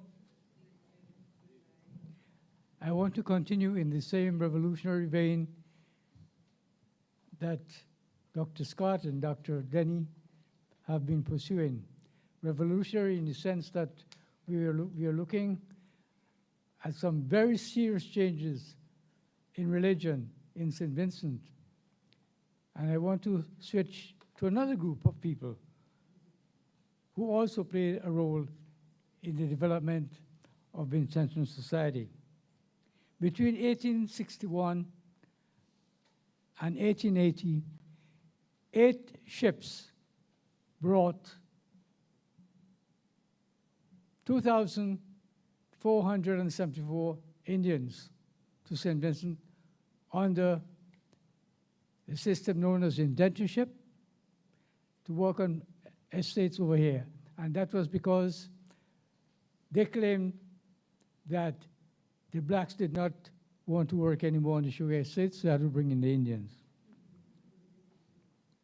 By agreement, the Indians were allowed to practice their religion, which was mainly Hinduism. As a matter of fact, 90% of those Indians who came, that 2,400 and whatever came, 90% were Hindus. Now let me jump ahead. 150 years later, let's talk about 2024. We now have about approximately 7,000 Vincentians of Indian origin living here. Not one single Indian Vincentian is a Hindu. Can you believe that? So what happened? What happened in that period? That is the revolution we want to look at very briefly here. So the Indians came, and they came under this. It was another form of slavery because although they came here, they were allowed to practice their religion and do a number of things. On the plantations, on the estates themselves, they were treated no differently from the blacks. right?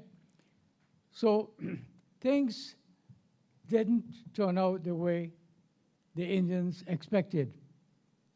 When the first lot went back to India in about 1874, they told the people over there, they told the authorities that they were not paid the salary that they were supposed to be paid, that they had to work so many hours, so much longer, and so on and so on and so forth.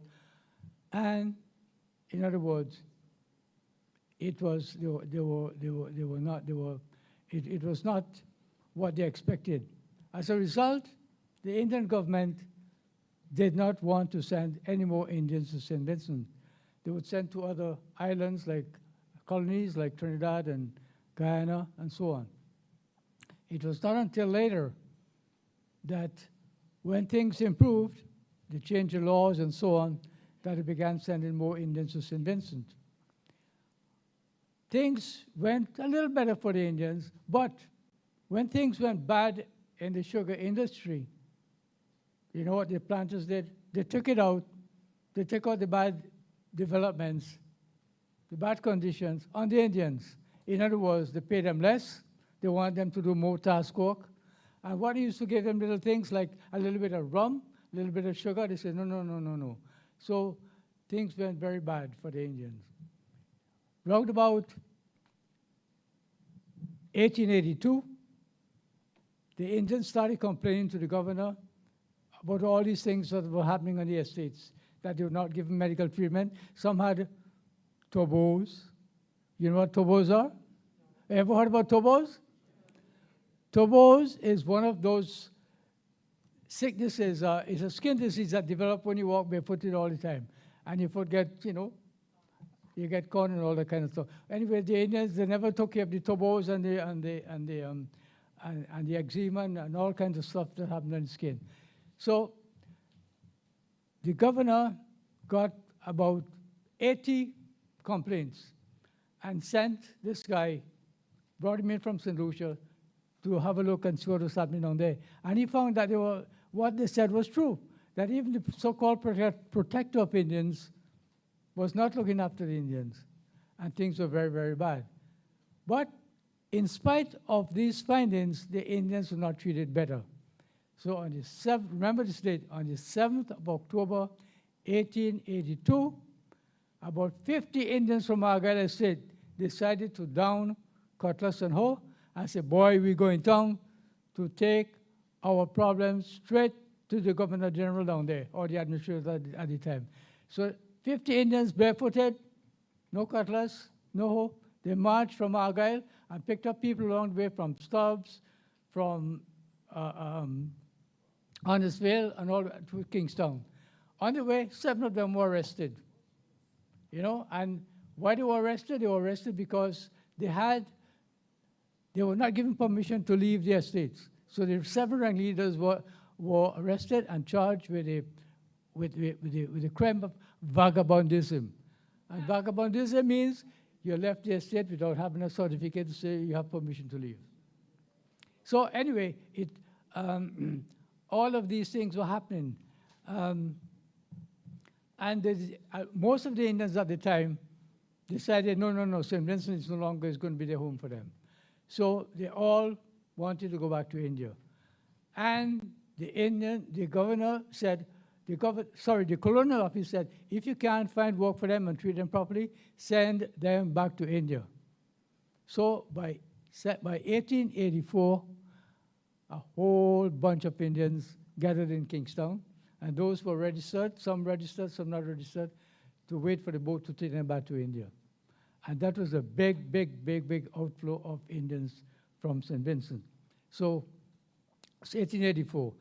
And so after 1880, no more Indians were coming into St. Vincent with Hinduism, which means that the few who are left behind, and there were just a little handful left at that time, what they had to do, they had to adapt to the situation in St. Vincent.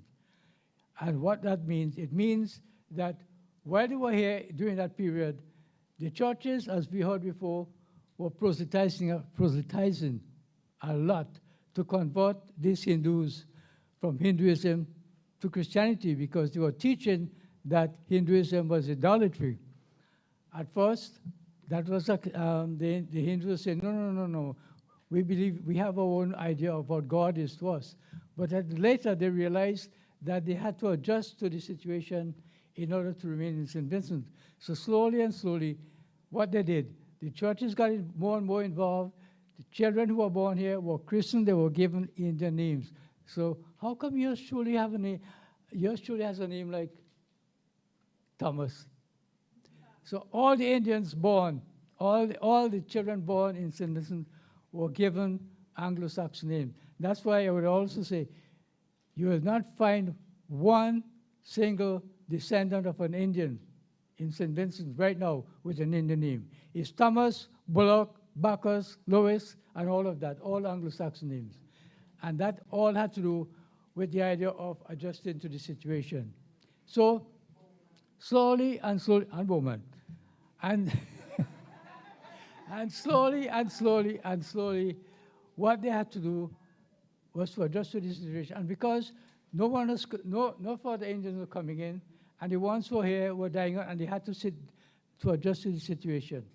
And slowly, that was the ending of Hinduism. So just in summary, let me tell you why Hinduism failed out in St. Vincent. First, there was no critical mass. More than half the population had gone back to India, and those that remained had to adjust the situation. And there was a lot of competition among the churches to convert the Indians, particularly Wesleyans. And a lot of Indians, particularly those in Anagal Estate, became one of the largest group of Indians in the country. The Methodists became very, very, very popular out there. Another reason they lost out, Hinduism declined, was that the estate owners themselves were determined to get the Indians to be more and more accustomed to the creolized society in St. Vincent. So what they had to do, the dress change, the food change, the speech change. And more than that, Indians did not have a school to send the children to where they could learn Hinduism and other things. So as a matter of fact, in 1883, the owner of Argyle Estate started a school. But as I said earlier, in 1884, because so many went back to India, they gave up. The Indians gave up, and they had to close the school down. So that was the end of that. And given all those factors, that was the end of Hinduism in St. Vincent. And since then, it was the Catholic Church, the Anglican Church, and the Wesleyan Church in particular at that time that took over. But jump ahead to the 1930s, all of that changed when among the Indians, there was another development, and that was the development of Seventh-day Adventism in St. Vincent. So we've all gone from Hinduism to all of these various Christian religions. Thank you very much.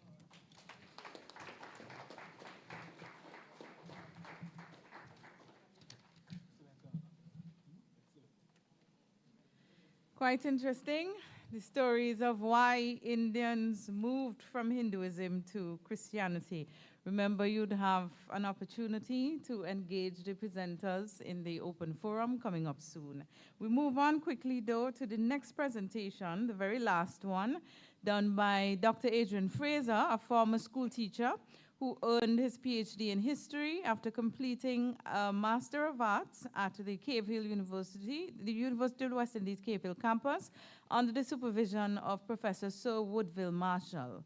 He would later return to work in the regional NGO movement before moving on to head the UWI Open campus in Vincent and the Grenadines site until his retirement. Ladies and gentlemen, at this time to do the Spiritual Baptist since 1912. Let's welcome Dr. Adrian Fraser.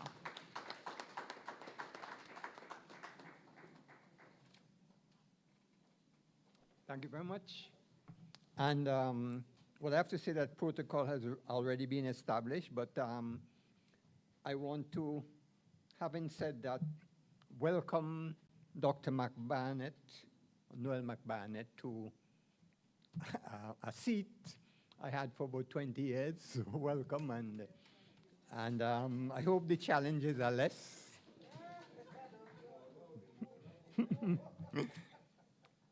I am asked to speak about the spiritual Baptist since 1912. And what it is really about is to deal with the ban, the ordinance which banned the spiritual Baptists right up to when it was repealed. And I realized that it is difficult for me to do that unless I go to the beginning to show why that ban came about in the first place. And I hope you'll forgive me because a lot of things I have to just go through very quickly without developing them. But hopefully during the discussion period, we should be able to answer whatever questions you have. What I intend to do is just to provide a sort of political perspective, looking at the struggle of the spiritual Baptists. And the ban came at what I call the commanding heights of colonialism, a period of crown colony government when there was no elected representation. And the struggle continued particularly after you had a return to elected representation, and particularly after 1935, when you had riots in St. Vincent and the emergence of George McIntosh. Then, as we go to the period 1951, the period of adult suffrage, where you had other constitutional changes, eventually leading to the appointment of a chief minister in 1959, who was Ebenezer Joshua, and he was the person who finally brought an end to the ban placed on the Shakers.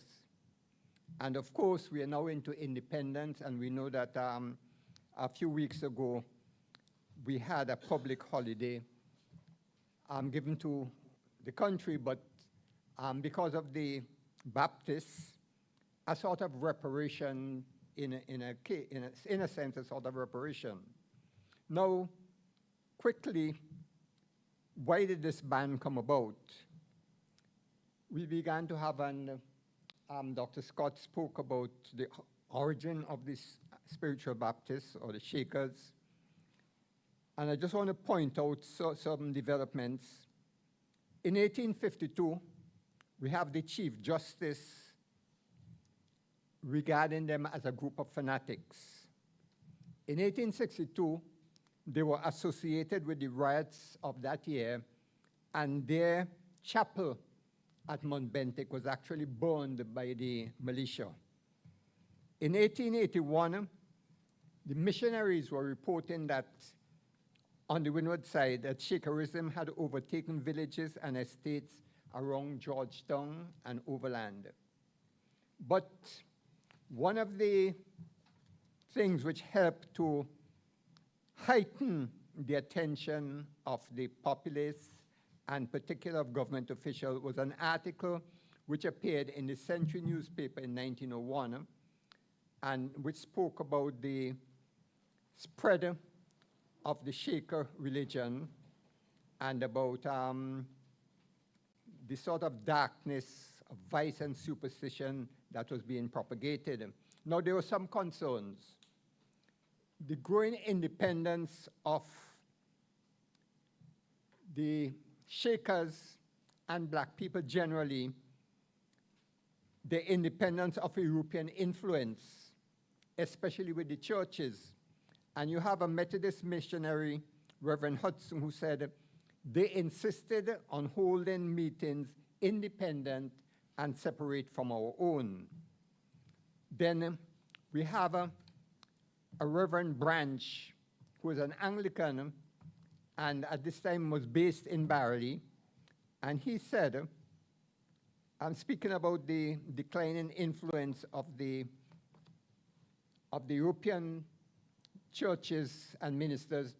He said, and this was given to the 1897 West Indian Royal Commission, we have an excitable, suspicious, and still ignorant laboring population drifting away from the old clerical control as shown in the numerous new friendly societies, all self-managed, and not as hitherto directed by ministers of religion, and in the recent self-constituted religious societies. The laborer, by his lay, friendly, and religious societies, and his revolt from the healthy control of the clergy of the church and ministers of the Wesleyan body, shows he is testing the pleasure of thinking and determining for himself. So these were some of the issues. One of the doctrines which the group was preaching was equality. And to speak about equality for black people at that time sent a certain signal. There were migrant workers in the ranks, particularly at Escape, and these migrant workers were liberated Africans who had come to St. Vincent. Fiddler, who both Dr. Scott and Dr. Denny have mentioned, commented on the importance of sexual morals among the Shakers. And I mention this because one of the things they had against the Shakers was this, well, it was not a fear, this belief that when they went on their knees in the mourning houses, that a lot of sexual acts were performed. But Fiddler from very early said that, commented on the importance of sexual morals among them. Then by 1901, we have one of the newspapers coming out and printing something that really shocked a lot of people, that this movement was growing, and it was it has its roots in one of the few distinct hereditary traits of African barbarism. So from about 1901, we have being put in place a plan to officially ban the religion. The 1902 eruption came, and that probably put things back a bit.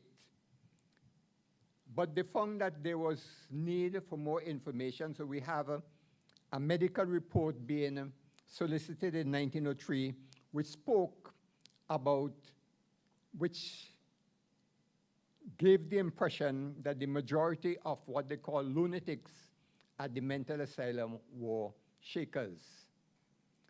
And they also asked for reports from the chief of police, first of all, the acting chief of police,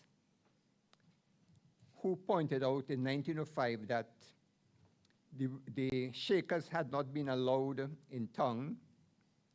And we have, again, they were trying to build a lot of information in order to justify their banning the religion.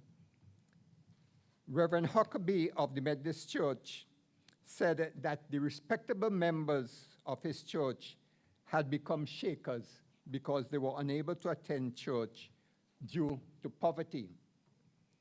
The ordinance was drafted eventually in 1903, but one of the concerns was how were you going to ban a religion when there was supposed to be tolerance, religious tolerance? And this created quite a bit of problems. In the meantime, the Shakers were growing an arm. By 1912, when the ban eventually came about, there were probably about 40 Shaker houses in, from throughout the whole of St. Vincent except the Grenadines. The acting commissioner of police, in one of the reports which he submitted, said that Shakerism has its roots in one of the few distinct hereditary traits of African barbarism, which still remains to the black race of St. Vincent. So all of this was building a case for banning the religion.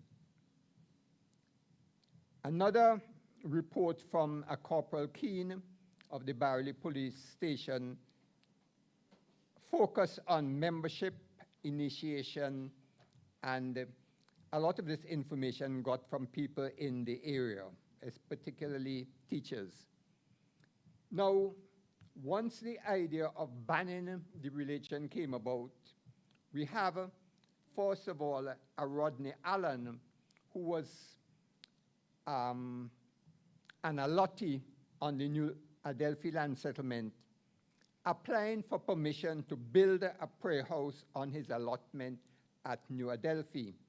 And the land commissioner indicated to the administrator that his strategy was to test the view that government intended to ban Shakerism. Eventually, July 8, 1912, we have the whole issue of the ban, and the administrator introduced to the legislature the bill to ban Shakerism. And one of the persons behind the eventual banning of the Shakers was Governor Gideon Murray. And we know Gideon Murray because of Murray Village and Murray Road. And I'm thankful to Dr. Fergus for putting a lot of attention on the role played by Gideon Murray.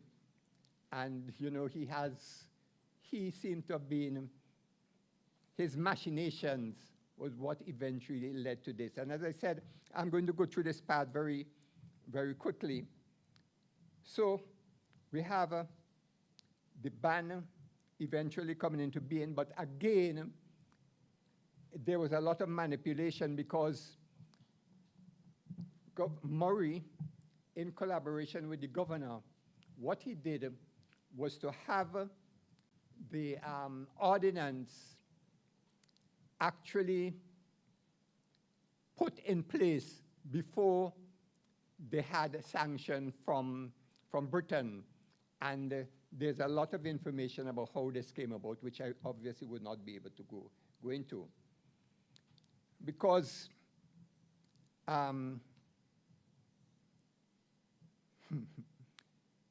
one of the arguments which they began to use about the Shakers was that it was not a religion, it was a cult. And Murray, according to a report, suggested that this was so because every one of those misguided people attend a recognized church. Now, what is interesting about this is that after emancipation, many of the, and really, well, even before emancipation, one of the problems was that you take, for instance, the Shakers. If you were a Shaker, in order to get into school or to get into any other, you had to be recognized by one of the accepted or recognized religions.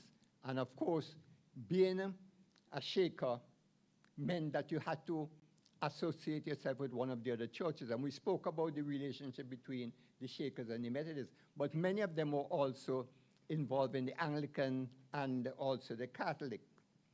Now, once, even before the ban came into place, the newspapers gave a lot of support to Murray for doing what he had done. And interestingly enough, in those newspapers, there's one called the Rambler. You ever came across the Rambler? It was a legitimate paper? Yeah, the Rambler newspaper carried a letter from one person called Tony John.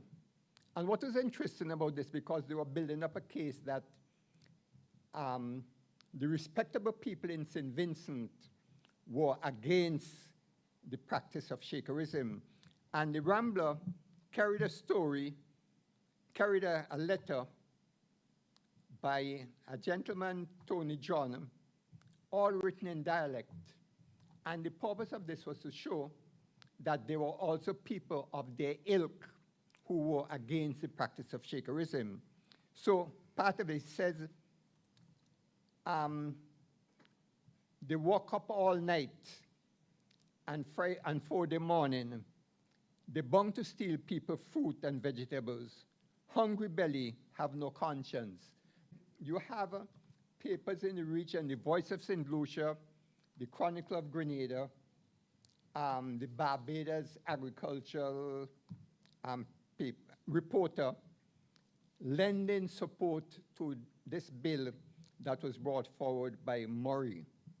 The churches came in, and you had the Church of Scotland, the Methodist Church, in fact, all of the recognized churches in St. Vincent coming in support of Murray in his effort to get rid of the Shakers.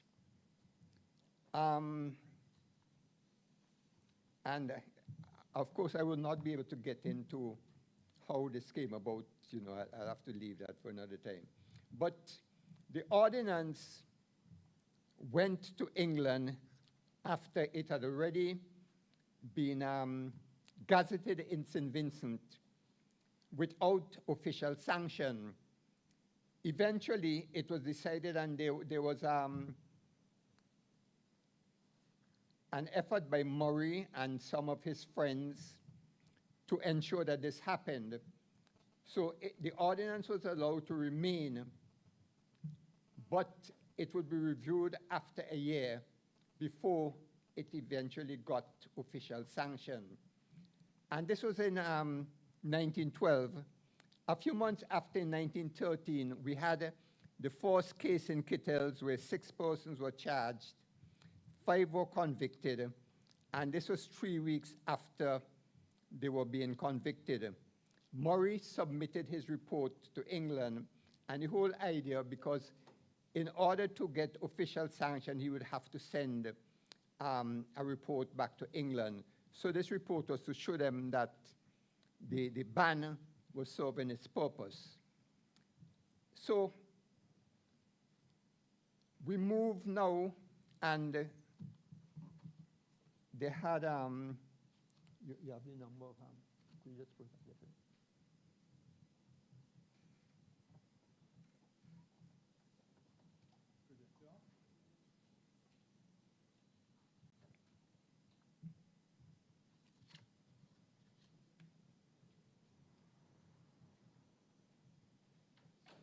I'm just going to show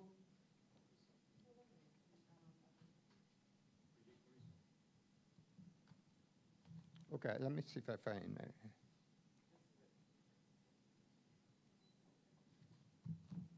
Ooh. What's happening?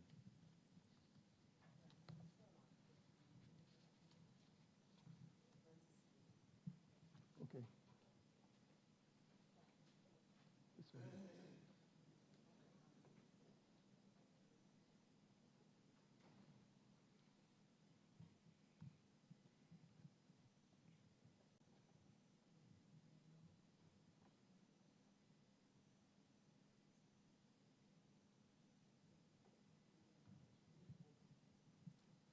I'm just going to show the number of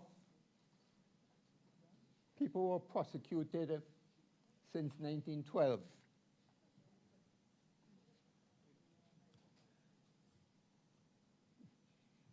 I don't have it elsewhere. Yeah. So you have in 1920, 9, 8 of them from Camden Park. 1923, 23, 1925, 18, 1926, 1, 1927, 2, 28, 29, 32, no conviction, 1931, 1931, 1, 1933, 35, 1934, 94, and 1935, 14. It's interesting, those figures for 1933 to 1935, because at that time, the whole political atmosphere in St. Vincent was changing, and they were getting more support, and that emboldened the Shakers to continue to practice their religion even though there was a ban. But 1935 was an important turning point because that is the period of the riots and the emergence of George McIntosh in the Legislative Council. McIntosh got into the Legislative Council with his Working Men's Association in 1937, won all the seats, and immediately by 1939 he began to advocate for a repeal of the Shaker Ordinance. Now the administrator in 1939 informed the governor that McIntosh had brought forward a motion to repeal the Shaker Ordinance. He said it was discussed in the Executive Council, which unanimously advised that it should not be accepted by government. And he pointed out that in that fourth motion in 1939, all the ex officio members voted against it, but it was carried by one vote because all of McIntosh's men, 6 of them, I think, voted with the support of one nominated member, a planter, A.M. Fraser. I was never sure why Fraser took that particular position. But, so you had a situation where it was carried, but because of the constitutional situation at that time, everything was left to the governor and to the administrator. And McIntosh gave notice of introducing a bill to give effect to the above, because even though they had victorious, nothing was done because everything was in the hands of the administrator and the governor. So McIntosh gave notice of introducing a bill to give effect to what had happened. And the Executive Council advised him that government should not agree. And should it be passed by, they said that if this new bill by McIntosh was passed by a majority vote, that the governors should, his assent should be withheld. And that is why I talk about putting this in a political perspective, because that was a period of Crown Colony government, though by that time, colonialism still, it was no longer Crown Colony government. But the governor could withhold his assent, even though it was passed by a majority of elected members. And he pointed out that if such a motion again was passed, or it was divided because A.M. Fraser, who had given them support, was on holidays, and the new nominated member was going to support the government side. So they decided that the governor should agree that there will be a casting vote against it, because this represented the majority of responsible opinion, even though the legislature had made a decision. Responsible opinion in St. Vincent was against it. But there were other developments which gave some, which emboldened the Shakers. There was a report on cases of Shaker meetings being held in Kingstown. And interestingly enough, one of the places in Kingstown where the Shaker meeting was being held was in the yard of George McIntosh. And George McIntosh was not only fighting it in the Legislative Council, he was also using the newspapers, because the Century newspaper and the Times newspaper, which before the ban was strongly in favor of the government, was now owned by members of McIntosh's Working Men's Association, Ebenezer Duncan and Bonady. So George McIntosh began to write regularly, and he got support from the papers themselves through their editorial. So there was this meeting in McIntosh's yard, even though they were not supposed to be having meetings in Kingstown. And McIntosh, in replying both in the newspapers and in the legislature, said, great and many have been the hardships imposed on the oppressed working class people of the colony for trying to serve God as their only consolation for the half-starved, naked, miserable, and deplorable condition in which they have been kept. He noted that ministers of religion were moving around, trying to get persons to sign a petition, urging the government that even though McIntosh had won in the Legislative Council, that they must not go along with that. There were other developments too. In 1940, the Times newspaper reported on an incident in Barley where 40 persons were brought to court for practicing Shakerism. And they started to shake. And the magistrate, Cox, was embarrassed, didn't know what to do. He eventually gave them a long address and advised them to give up the practice, which was injurious to themselves. Now, the person behind this was McIntosh. When McIntosh heard about these 40 people who were being tried in Barley, he went down and he asked them, are you conscientious that this is how you should serve God? They said, yes. He said, well, you could be a martyr to your own cause. If you are put in prison, there's nothing to prevent you from shaking. And that is when they began to shake, and Cox, the magistrate, was not expecting anything like that. So the case was eventually dismissed. Then there was a case in South Windward where the police entered a home, met this lady at the side of her bed, praying with her husband who was ill.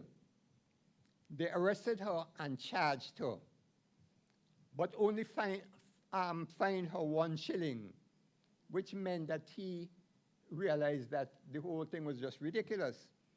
And he eventually said that council should look into the matter and, if necessary, repeal the law. So I'm now showing that with the change in times, you have a lot more people coming out in support of the Shakers and urging the removal of the ban. He said, this is what the magistrate said, if necessary, let them repeal the law, because he considered that the sect should be granted religious toleration. Within the church also, we began to have changes. In 1945, the Anglican bishop, in a letter to the administrator, said, repressive measures do more harm than good. I never believe it does good to drive any practice underground if it can be avoided. So we have things moving in support of the Shakers. The administrator in 1949 decided to put the ball into the hands of the churches, asked them to come up with recommendations. You had some of the same old views about Shakerism being coming up again. And what McIntosh said, and which is true, that one of the reasons why a lot of these churches, Anglican and Methodist, were against the Shakers was that they were moving out of the churches and they depended a lot on the revenue they got from these people, which, as McIntosh said, helped to pay the ministers. What they wanted to save, what the churches wanted to save, was really their collection and not souls. But by the late 1940s, there was a change of strategy. And what they were arguing is that this ban was against the Shakers. Let us change the names. So we have the Spiritual Baptists in 1949 applying for and holding a procession in Georgetown, which attracted between 2,000 and 4,000 people. The police were present. And when in 1950 they decided to have another procession in Kingston, the same spiritual Baptist, the police prevented them, the government prevented them, and McIntosh was again up in arms against this, because what they were saying is that this religion, which called itself the spiritual Baptist religion, was really the Shakers using another name. All of this angered McIntosh, and McIntosh in 1950 called for the removal of the administrator and the chief of police. What I find interesting about this is 1950 in the legislature. Here is a member of the legislature asking that they remove the administrator and the chief of police. In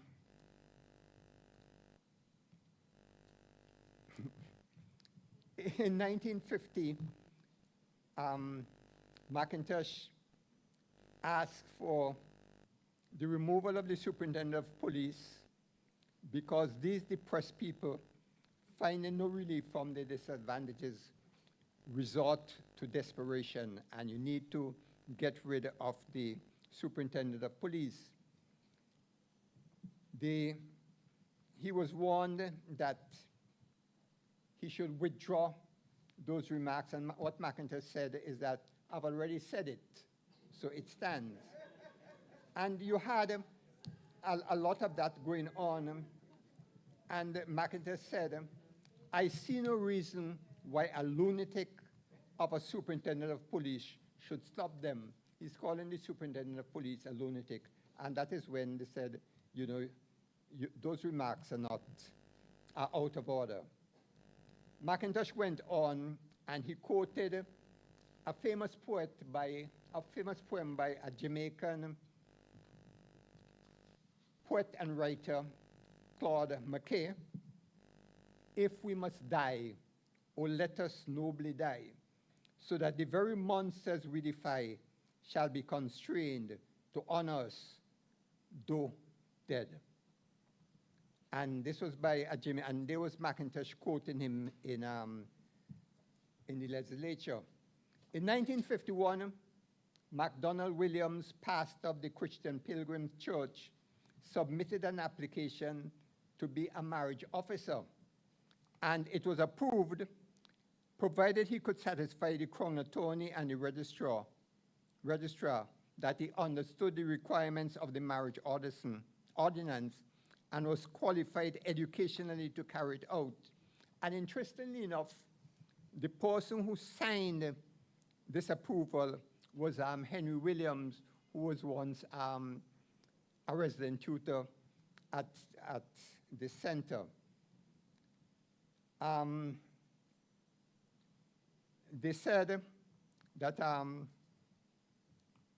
if government is satisfied that by changing the name, it will do some good, and we are prepared once we recognize that they are not the Shakers.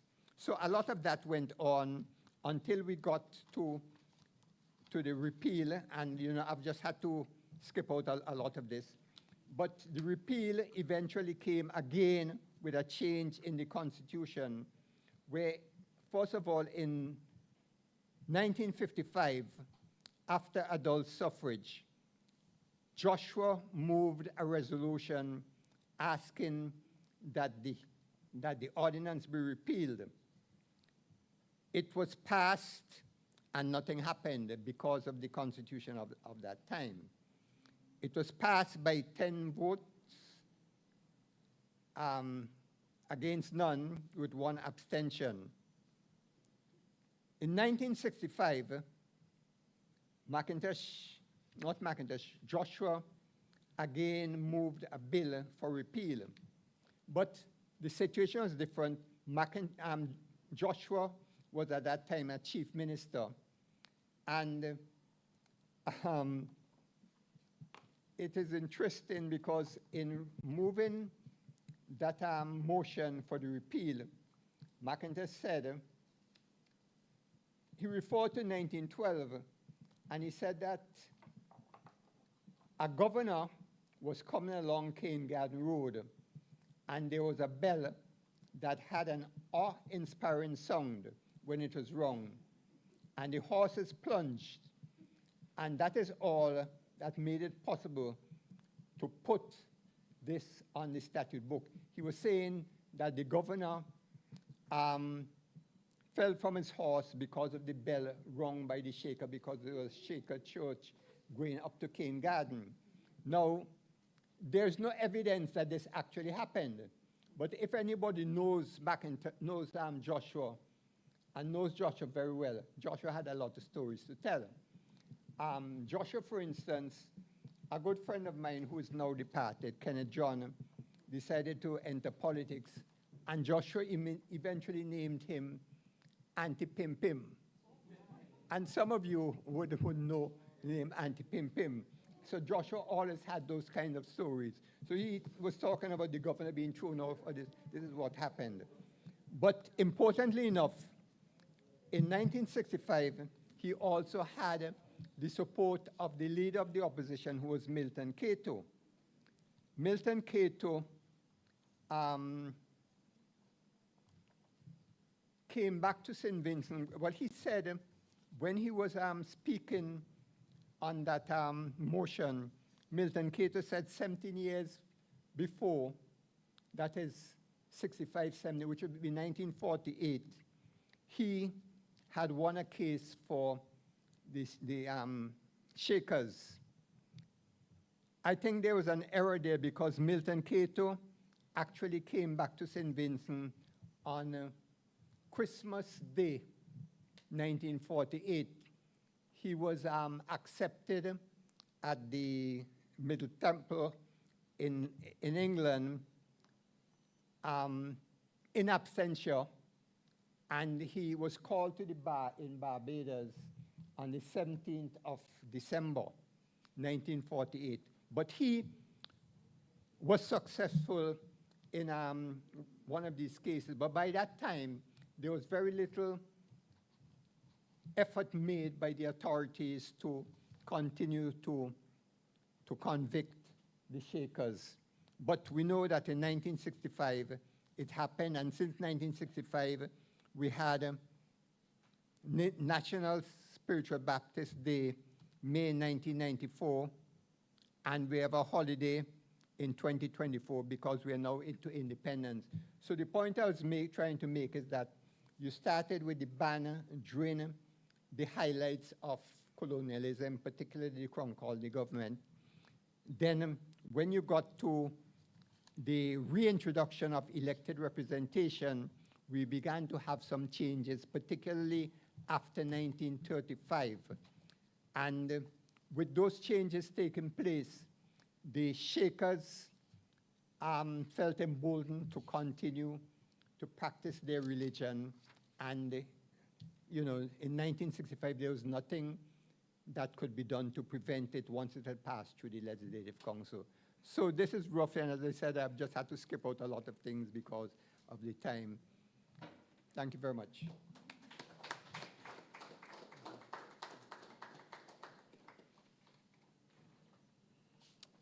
Quite a colorful history for the Spiritual Baptist there. Thank you so much for that, Dr. Fraser. And now, ladies and gentlemen, we transition quickly into the open forum segment, and to invite us to engage in a meaningful dialogue. This is an opportunity for us to reflect on some of the themes that came out tonight. And without further ado, your thoughts, your questions, your insights are now welcomed. So the way we'll do this, if you'd like to make a contribution, you simply indicate. The mic would be brought to you. You make your comment, ask your question, and if need be, one of the presenters will respond.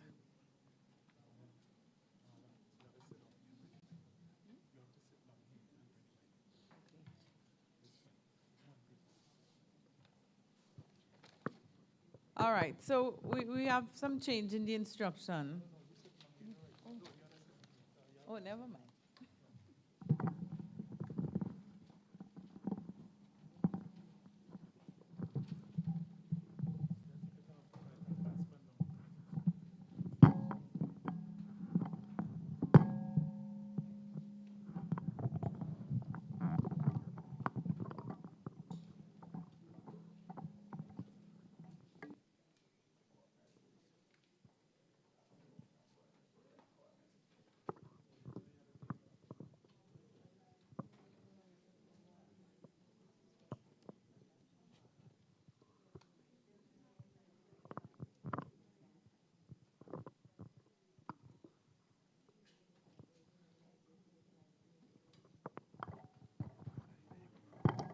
All right, go ahead, please, sir.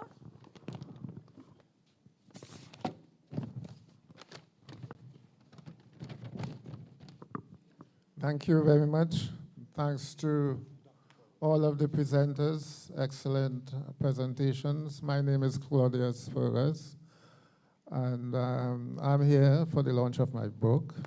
I've done quite a lot of research in the National Archives mainly, but other places as well as some oral research. I want to say here now in this audience that foundational to my work was the work of Dr. Fraser, thank you very much, sir, and the deceased Edward Cox. I was not aware that he had passed away, but he was also very important to the early phases of my work.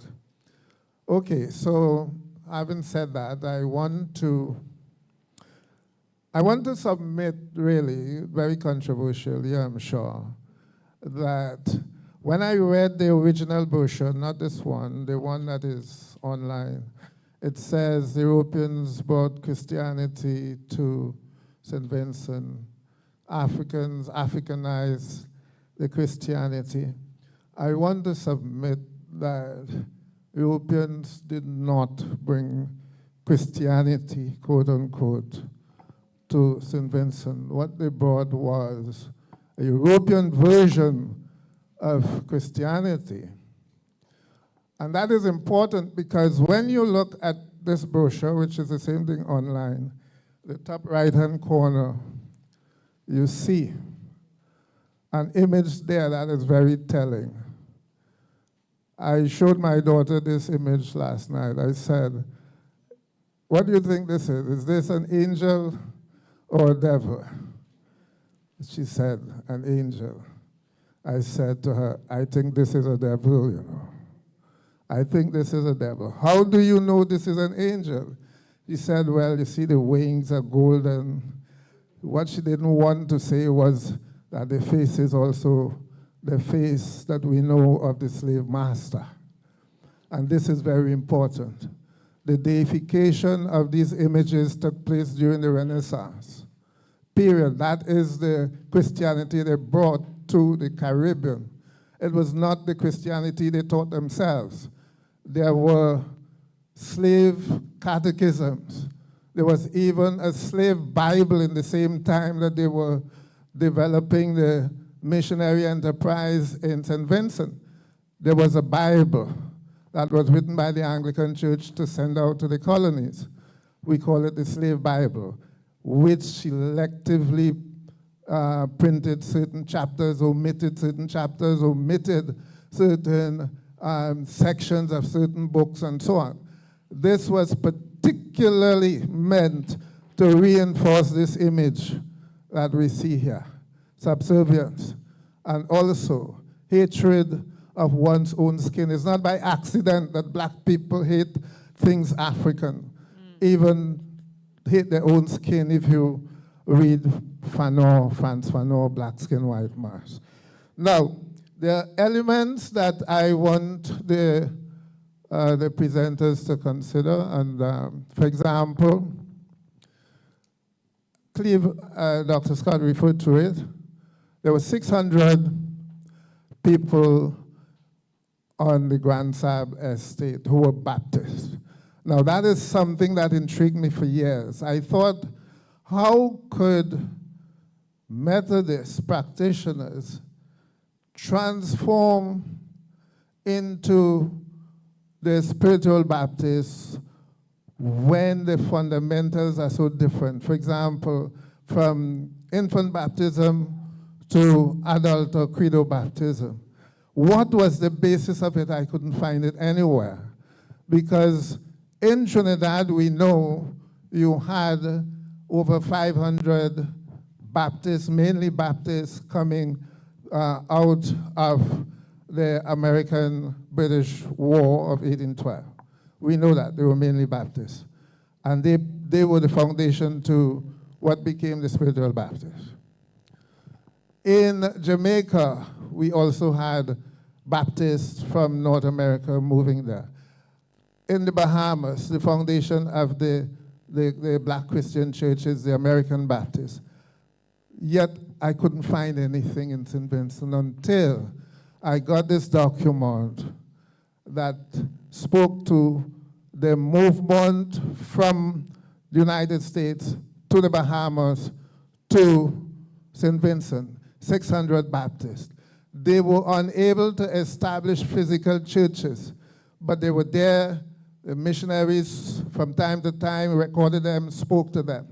So that is a factor in the making of St. Vincent Christianity that we need to consider. Those Baptists were a larger number than those that came to Trinidad. They were larger than those that went to Jamaica to establish the Jamaica Church, which still exists today. So that is a factor I think you should consider. I know people want to speak, so I'll say one more thing.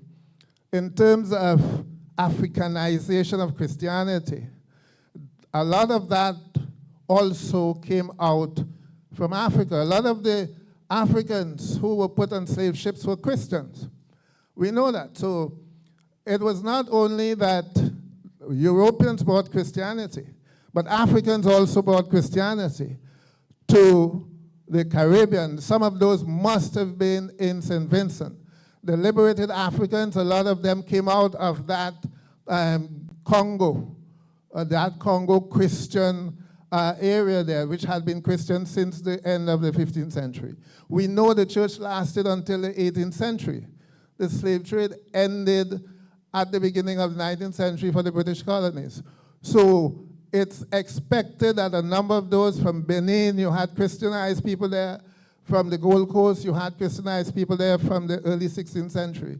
So that is a factor that would have, in a sense, been, a dynamic in the transformation of the European version of Christianity that they brought into the present-day expressions of Christianity in St. Vincent, as well as in other parts of the Caribbean. Thank you very much. Thank you. Thank you very much, Dr. Fergus. Among other things, he put forward the notion that the Europeans didn't bring Christianity. They brought the European version of Christianity. And we do wish you all the very best in the launch of your book. There's another contribution. Go ahead, please. Hello, good afternoon. My name is Edgar Lewis. My registered name is Kwame. I will suggest that if you want to look, as Renwick Rose teaches, if you want to know and discuss anything, you look at the social origin. And if you look for the social origin of Christianity, you will see it come up to the Ethiopian Christian Orthodox Church, the Ethiopian Christian Coptic. Anybody have a phone now could go and Google to try to find out the social origin. You'll see, they tell you the Ethiopian Coptic Church. I said this also to link the Ethiopian Christianity to the Baptist, because if you look at the Ethiopian Orthodox Coptic Church where worship, you will see they have bell, the drum, and the hair up. And also we like to look at the movement, the slave in Cuba and Haiti. All these people have an interpretation similar, because in Trinidad they had the Shango. That is the Cuban Santa Rosa. These have similar trait to our Baptists, because they actually catch the spirit. So we have to look at the Christianity as social origin from Africa, and the movement of people and development of science and technology will introduce new practice. And so I suggesting that, yes, we must have a new interpretation of Christianity based on our quest to create a new civilization in the sense that we're talking about a post-colonial society. When we're looking at 2034 will be the 200th anniversary of our freeing up from slavery. So we have to start to analyze our history and try to evolve something that could accommodate our new dispensation. So I would like to stay there today. All right, thank you so very much for that contribution, Kwame. Are there any more? Just kindly raise your hand, indicate. All right, there's one from the parliamentary representative for this area.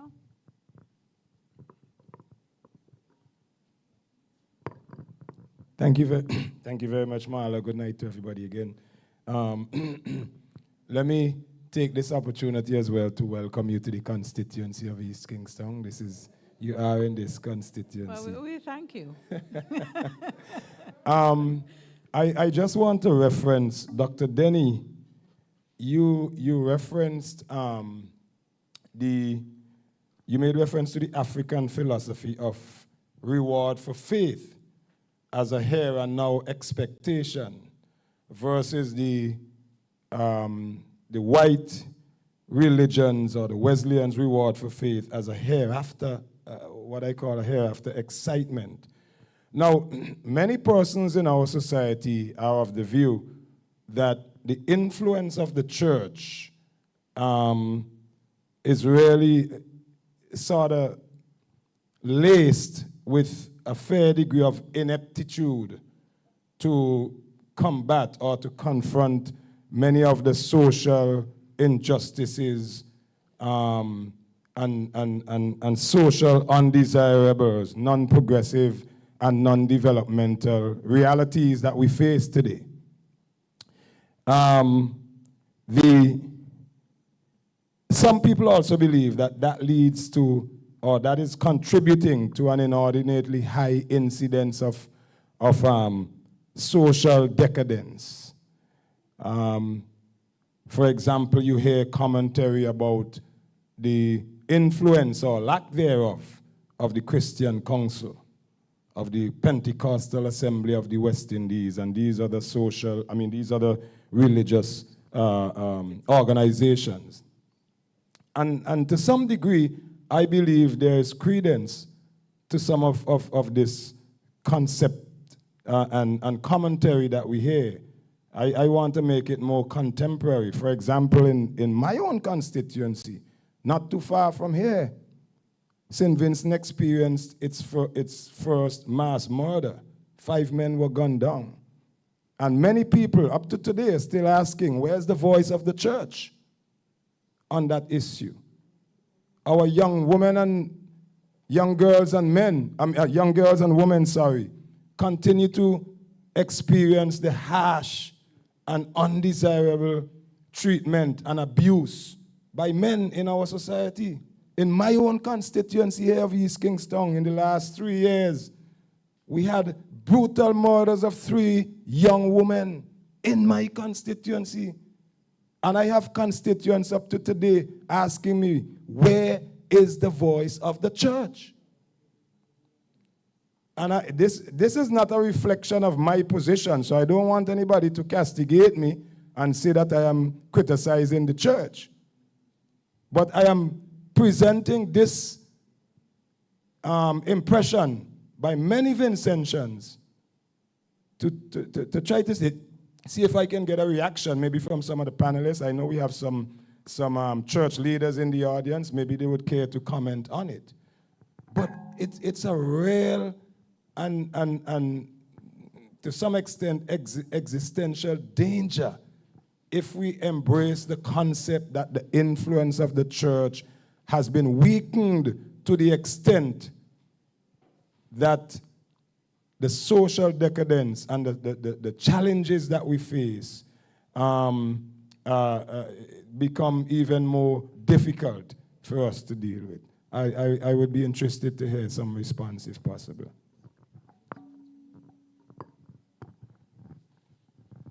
Well, there are historical questions which deserve historical answers. And if they're non-historical questions, then you get a non-historical answer. Okay. And the first frame that I, put in place is and it was not a criticism, it is a description of Christianity where the reward is deferred. That is to say, the goal is to go to heaven, but to go to heaven you have to die. Unless you reach that point in Revelation where you have everyone just simply heading to heaven. But broadly speaking, the fundamental principle is that to go to heaven,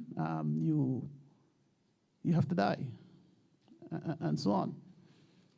And there's nothing particularly European about that either, because the faith itself didn't emerge in Europe; it emerged in the Middle East.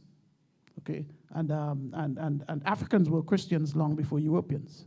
In terms of the earliest iterations of the faith, in the first centuries of the faith, there were Africans who were fundamental in the elaboration of Christian principles, and so on.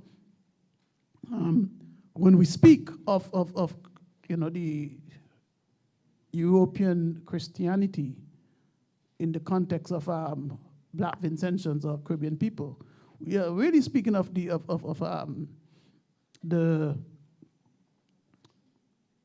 sub-Saharan Africans, who, as much as Dr. Fergus makes the point, which is quite well made, that there were Africans who were Christians who arrived here and so on. It is equally true and far more true that the vast majority of West Africans were not Christians in sub-Saharan Africa.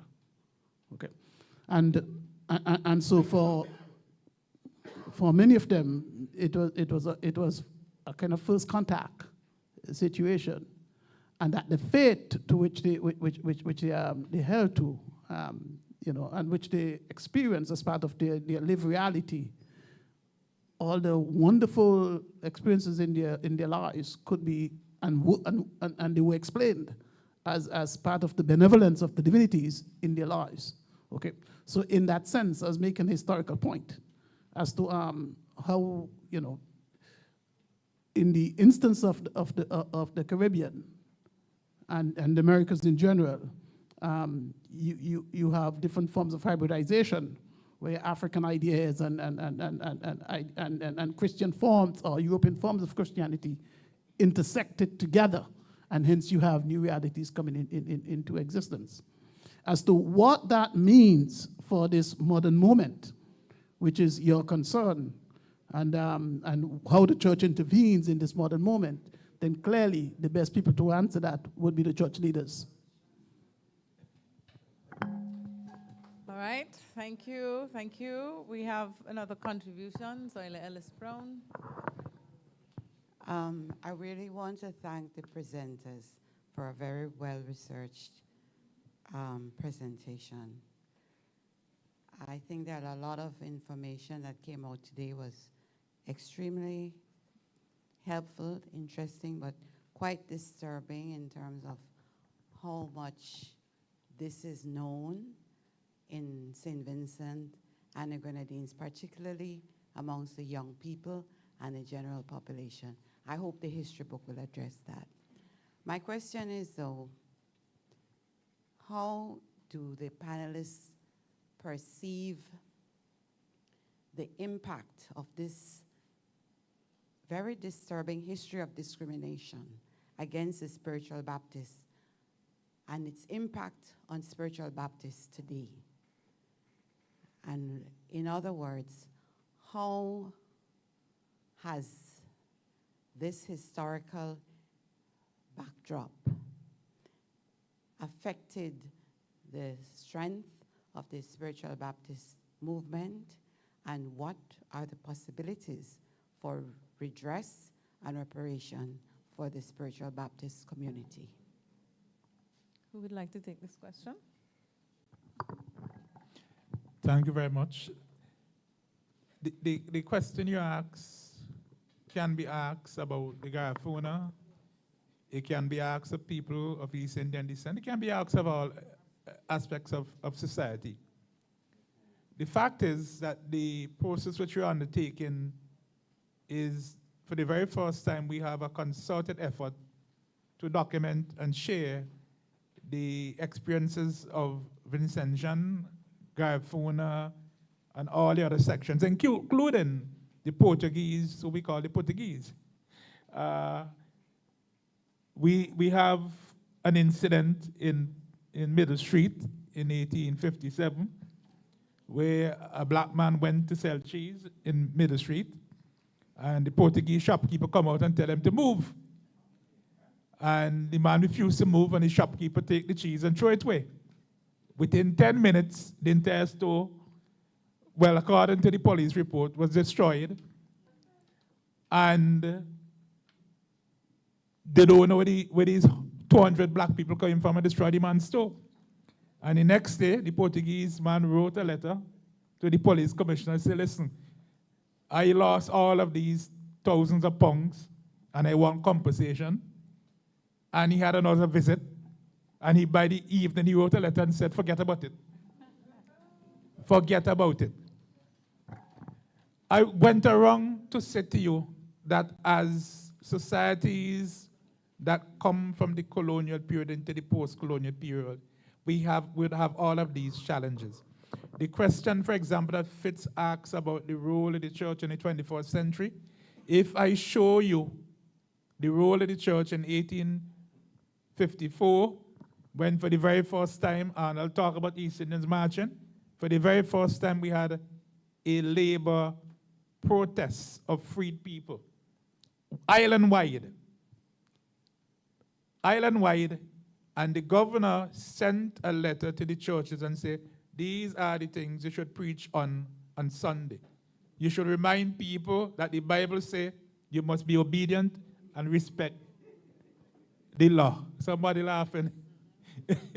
You see, this is the about history. Now. When you tell people things, they don't believe you. They have to see it in writing. So in this process of decolonization, which started in 1979 for St. Vincent and Grenadines with official independence, and we are in 2024, we have to have a commitment to decolonize the mind, to decolonize the archive, to decolonize the city, to decolonize the country. And personally, I think we're moving too slow, right? Because as a former teacher, as a history lecturer, it becomes very painful that when you're telling people things. For example, reparations, people tell you, oh, waste of time. How could reparations be a waste of time when Dr. Fraser would tell you in 1835, a man on Grand Sable Estate said, I stop work because I don't work enough for me, my children, and my children. And a woman say, you're supposed to work now from 6 to 6, I stop work. And they drag her away and the age of the woman say, 6 to 6, 6 to 6. And that's all I heard as the police dragging her away, right? We need a greater commitment to decolonization. We need to be part of this process. Too many of us sit and we want other people to do it. We want politicians to do it. We want teachers to do it. We want the church to do it, right? You could imagine in 2024, we still have Victoria Park? What? We still have Victoria Park? We still have knighthoods? Huh? And Murray Village? Come on, people. We need to quicken the pace of decolonization, right? Bob Marley have left us. He have left us with a major, rallying song. Emancipate yourself from mental slavery. And it ain't his words, but he put it in song for us.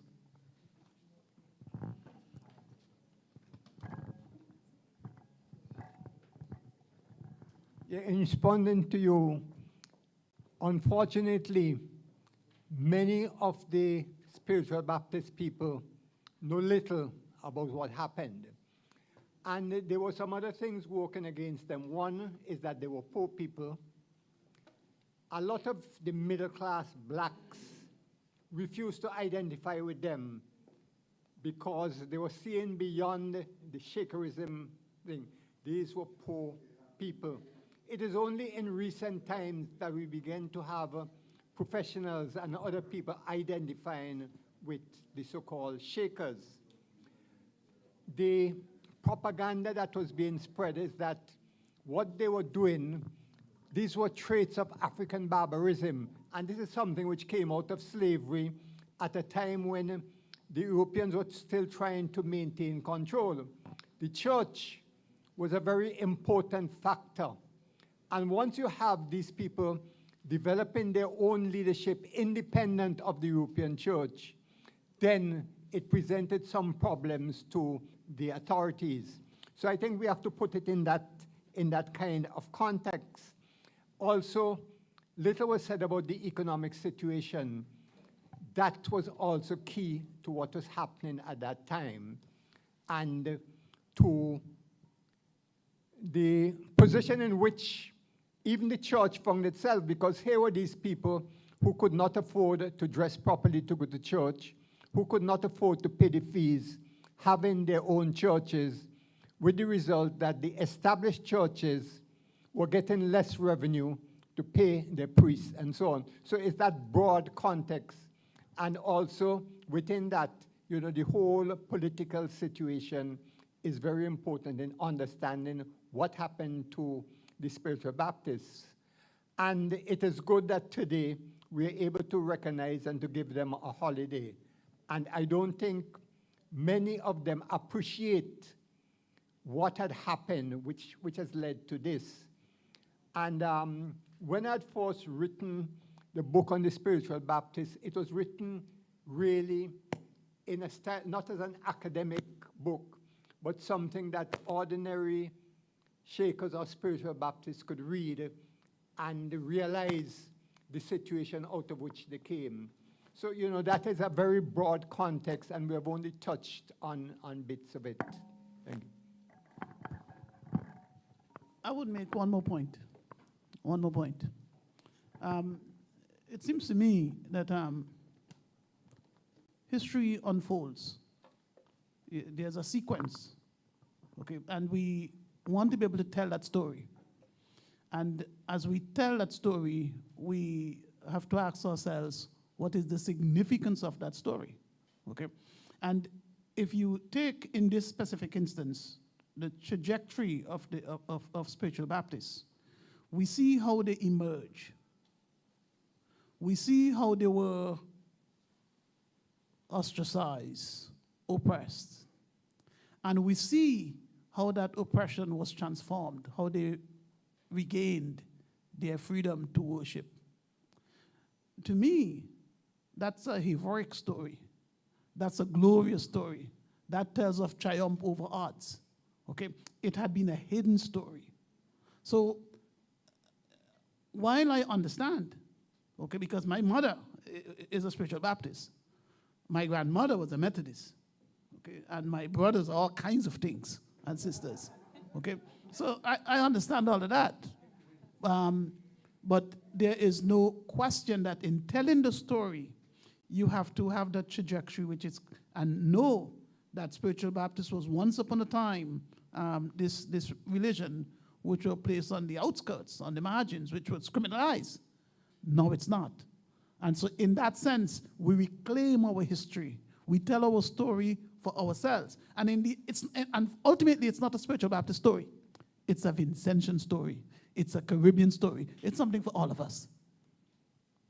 Okay, thank you. I recognize a comment from J.K.L. Good evening, everyone. First and foremost, I always give thanks for space like this where we're able to commune among the generations. So I start by sending a share there.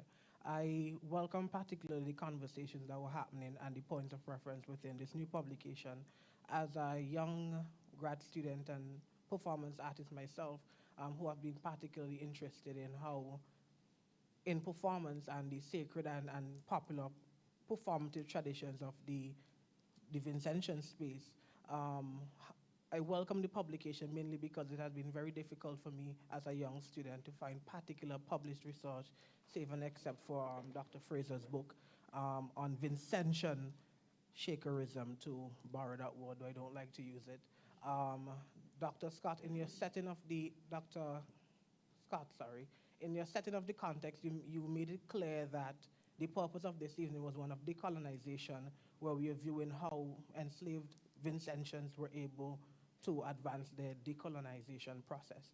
And maybe this is a call to action, maybe as we close the night. As a young student myself, I have a sort of a love-hate relationship now with academia, where we would sit and we would talk in these beautiful halls and we would use all the jargons. And at the end of the day, the people that we are talking about and the cultures that we are writing about, they themselves have no idea what we are talking about. So I say it's a call to action because as an artist, I see that there is where the story and the impact of, as Mrs. Ellis Brown would have raised, can continue. Seldom in our space in St. Vincent, there's a collaboration between the artist and the traditional intellectual. And I guess maybe in academia that issue is still being worked through, where there's this preference for traditional published material as opposed to arts-based things that now continues the conversation in a more contemporary space. And my final point is one of offering collaboration, where there are young artists, young contemporaries who are trying to raise these important conversations and continue this decolonization process, but seldom, most times, do we ever share space with the intellectuals and the elders in our spaces. So where do we find you? There's oftentimes an elitist sort of an operation and sometimes undertone to academic spaces. And I trust that with this new publication, we are able to fix that and collaborate to continue this process. Thank you very much.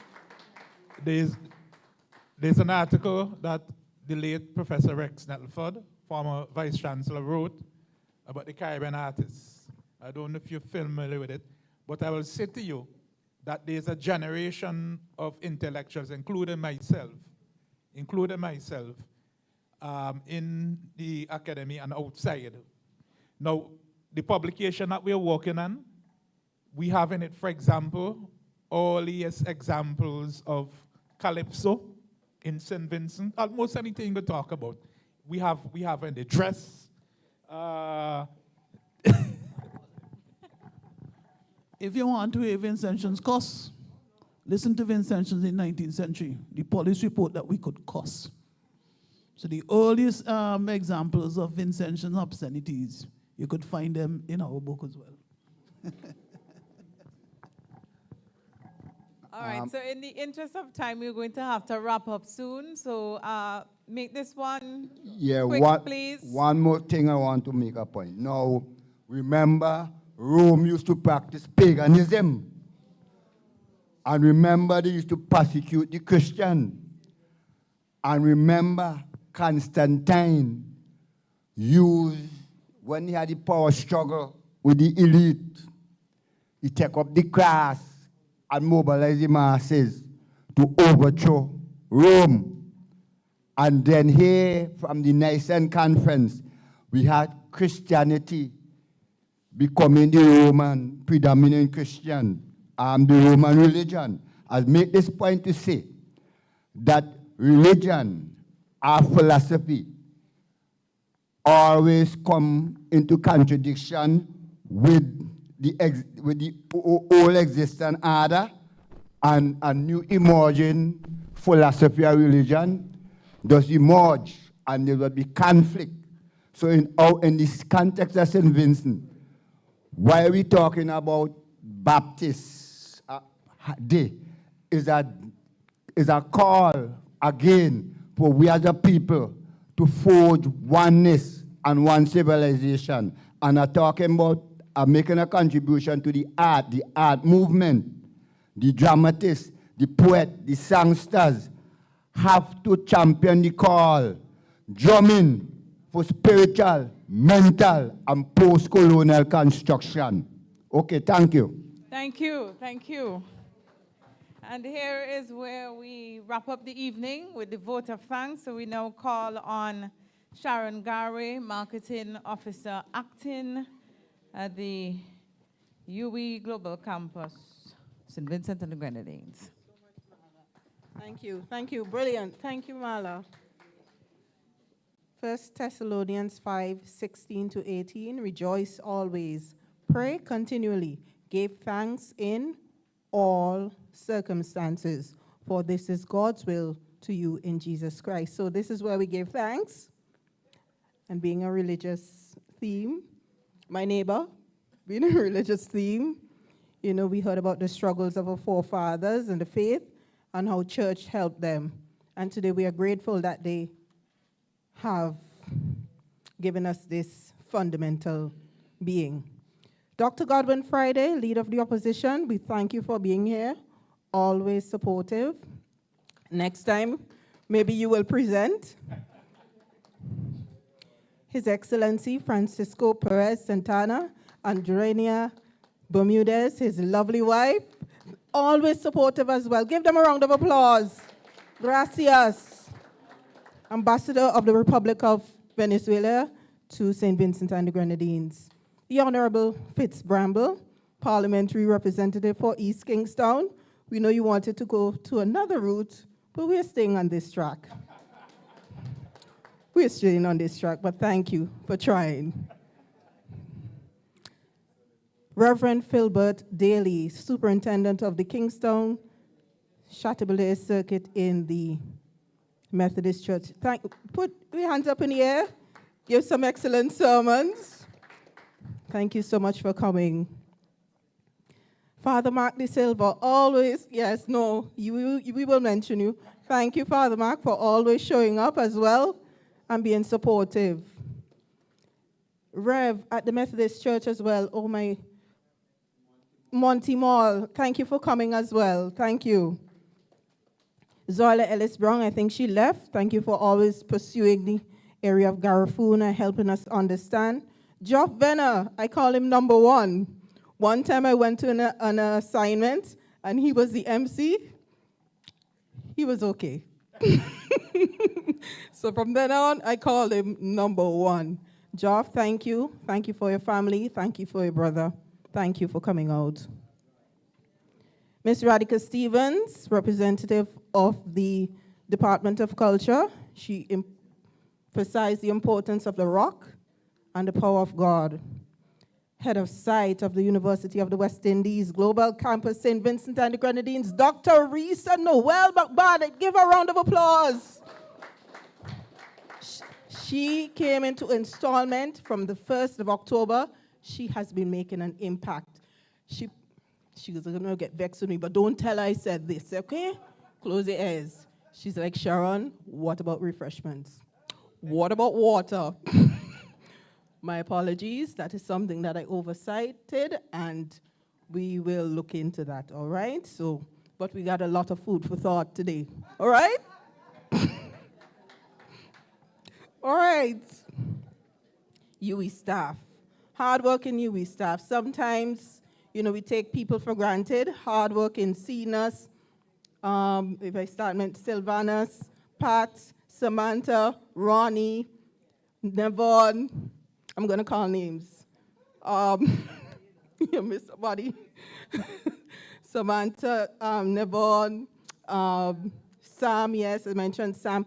We all thank you. Miss Chance, thank you for always being so supportive. Sometimes we take people for granted and just don't want to take you for granted. Security, everyone. Cleaners, everyone. All right, affiliates of UE, we thank you as well. From St. Augustine, Dr. Fergus, give him a round of applause. He wanted to do his own thesis, but we had to wrap it up a bit, right? Kenneth Vibrating Skates Aline, such an icon. Give him a round of applause. Mr. Independence. And who remembers this commercial he did? Bim, bidim, bidim, bim, bim, bim. So that's what I call him. He did a commercial. So once I say bim, yes, Fanta. So I call him Mr. Independence and Mr. Bim, bidim, bidim, bim, bim, bim. And he sings along. Rose Hall Drummers. What an impactful, from the core. You felt it. Safe journey home, Rose Hall drummers. Powerful. Our esteemed panelist, Dr. Gary, reminding us that there's something remarkable in the Vincentian heritage, the Vincentian blood who fought off enslavement. Thank you so much. Liberation, the spirit of liberation. Dr. Cleve Scott, Mr. Turn Me On, Kevin Little song. He helped to produce it. And other songs. He's worked on many other songs. Very culturally spirited as well. Thanks for highlighting the Wesleyan Church, giving us a very colorful description of what it was like back then. Thank you so much. Dr. Arnold Thomas, very unassuming, but a lot of knowledge there. And we have to thank him for always highlighting his own ancestry and the people, the Indians, who did a lot for this country as well. The struggle from Argyle, very impactful. And I haven't heard about Tobo in a while, so I kind of chuckled when I heard about Tobo. So thank you for giving us that colorful outline. Dr. Adrian Fraser, round of applause for this man. Once again, we sometimes take people for granted. We thank you, Dr. Fraser, for always being willing to contribute. Former head of site, you're still willing to contribute. And we thank you for highlighting what the struggle was for the Baptist Church. I will respect the Baptist Church. All right? The media, thank you, Cap Balcom. Thank you. You see that man right there? Excellence in terms of quality programming, and his wife, quality streaming, and he is generously giving others the opportunity to stream as well. So VC3, API, Nice Radio, Monty Stream, NBC Radio, we all thank you. You all have been on these platforms, all right? And WeFM, all right? So you can look back and see on our UE Global Campus site, UE Global Campus in Vincent and Grandine's Facebook site, and UE Global Campus Instagram, Twitter, and TikTok. Yes, please. And those viewing and listening at home, we thank you as well. We know you could make it. I know Reverend Leopold, he was in Grenada. He wanted to make it. I know Bishop Melville Pompey, he wanted to be as well. Thank you for those looking and listening. We appreciate you. Lastly, we thank you all for being here. Thank you for making your presence felt. And, well, just wait. Thank you for making your presence felt. We thank you and we wish you to go home well and have a safe journey. But of course, don't think I forgot you. Looking all lovely. Thank you so much, Marla Nanton. Give her a round of applause again. Marla, thank you. And she stepped in, said, Marla, not me today. Can you take? No problem, Sharon. Just give me bam, bam, bam. That's what you're talking about, excellence. All right? Thank you, everyone. Have a happy independence. We love you, and we appreciate you. Get a safe journey home.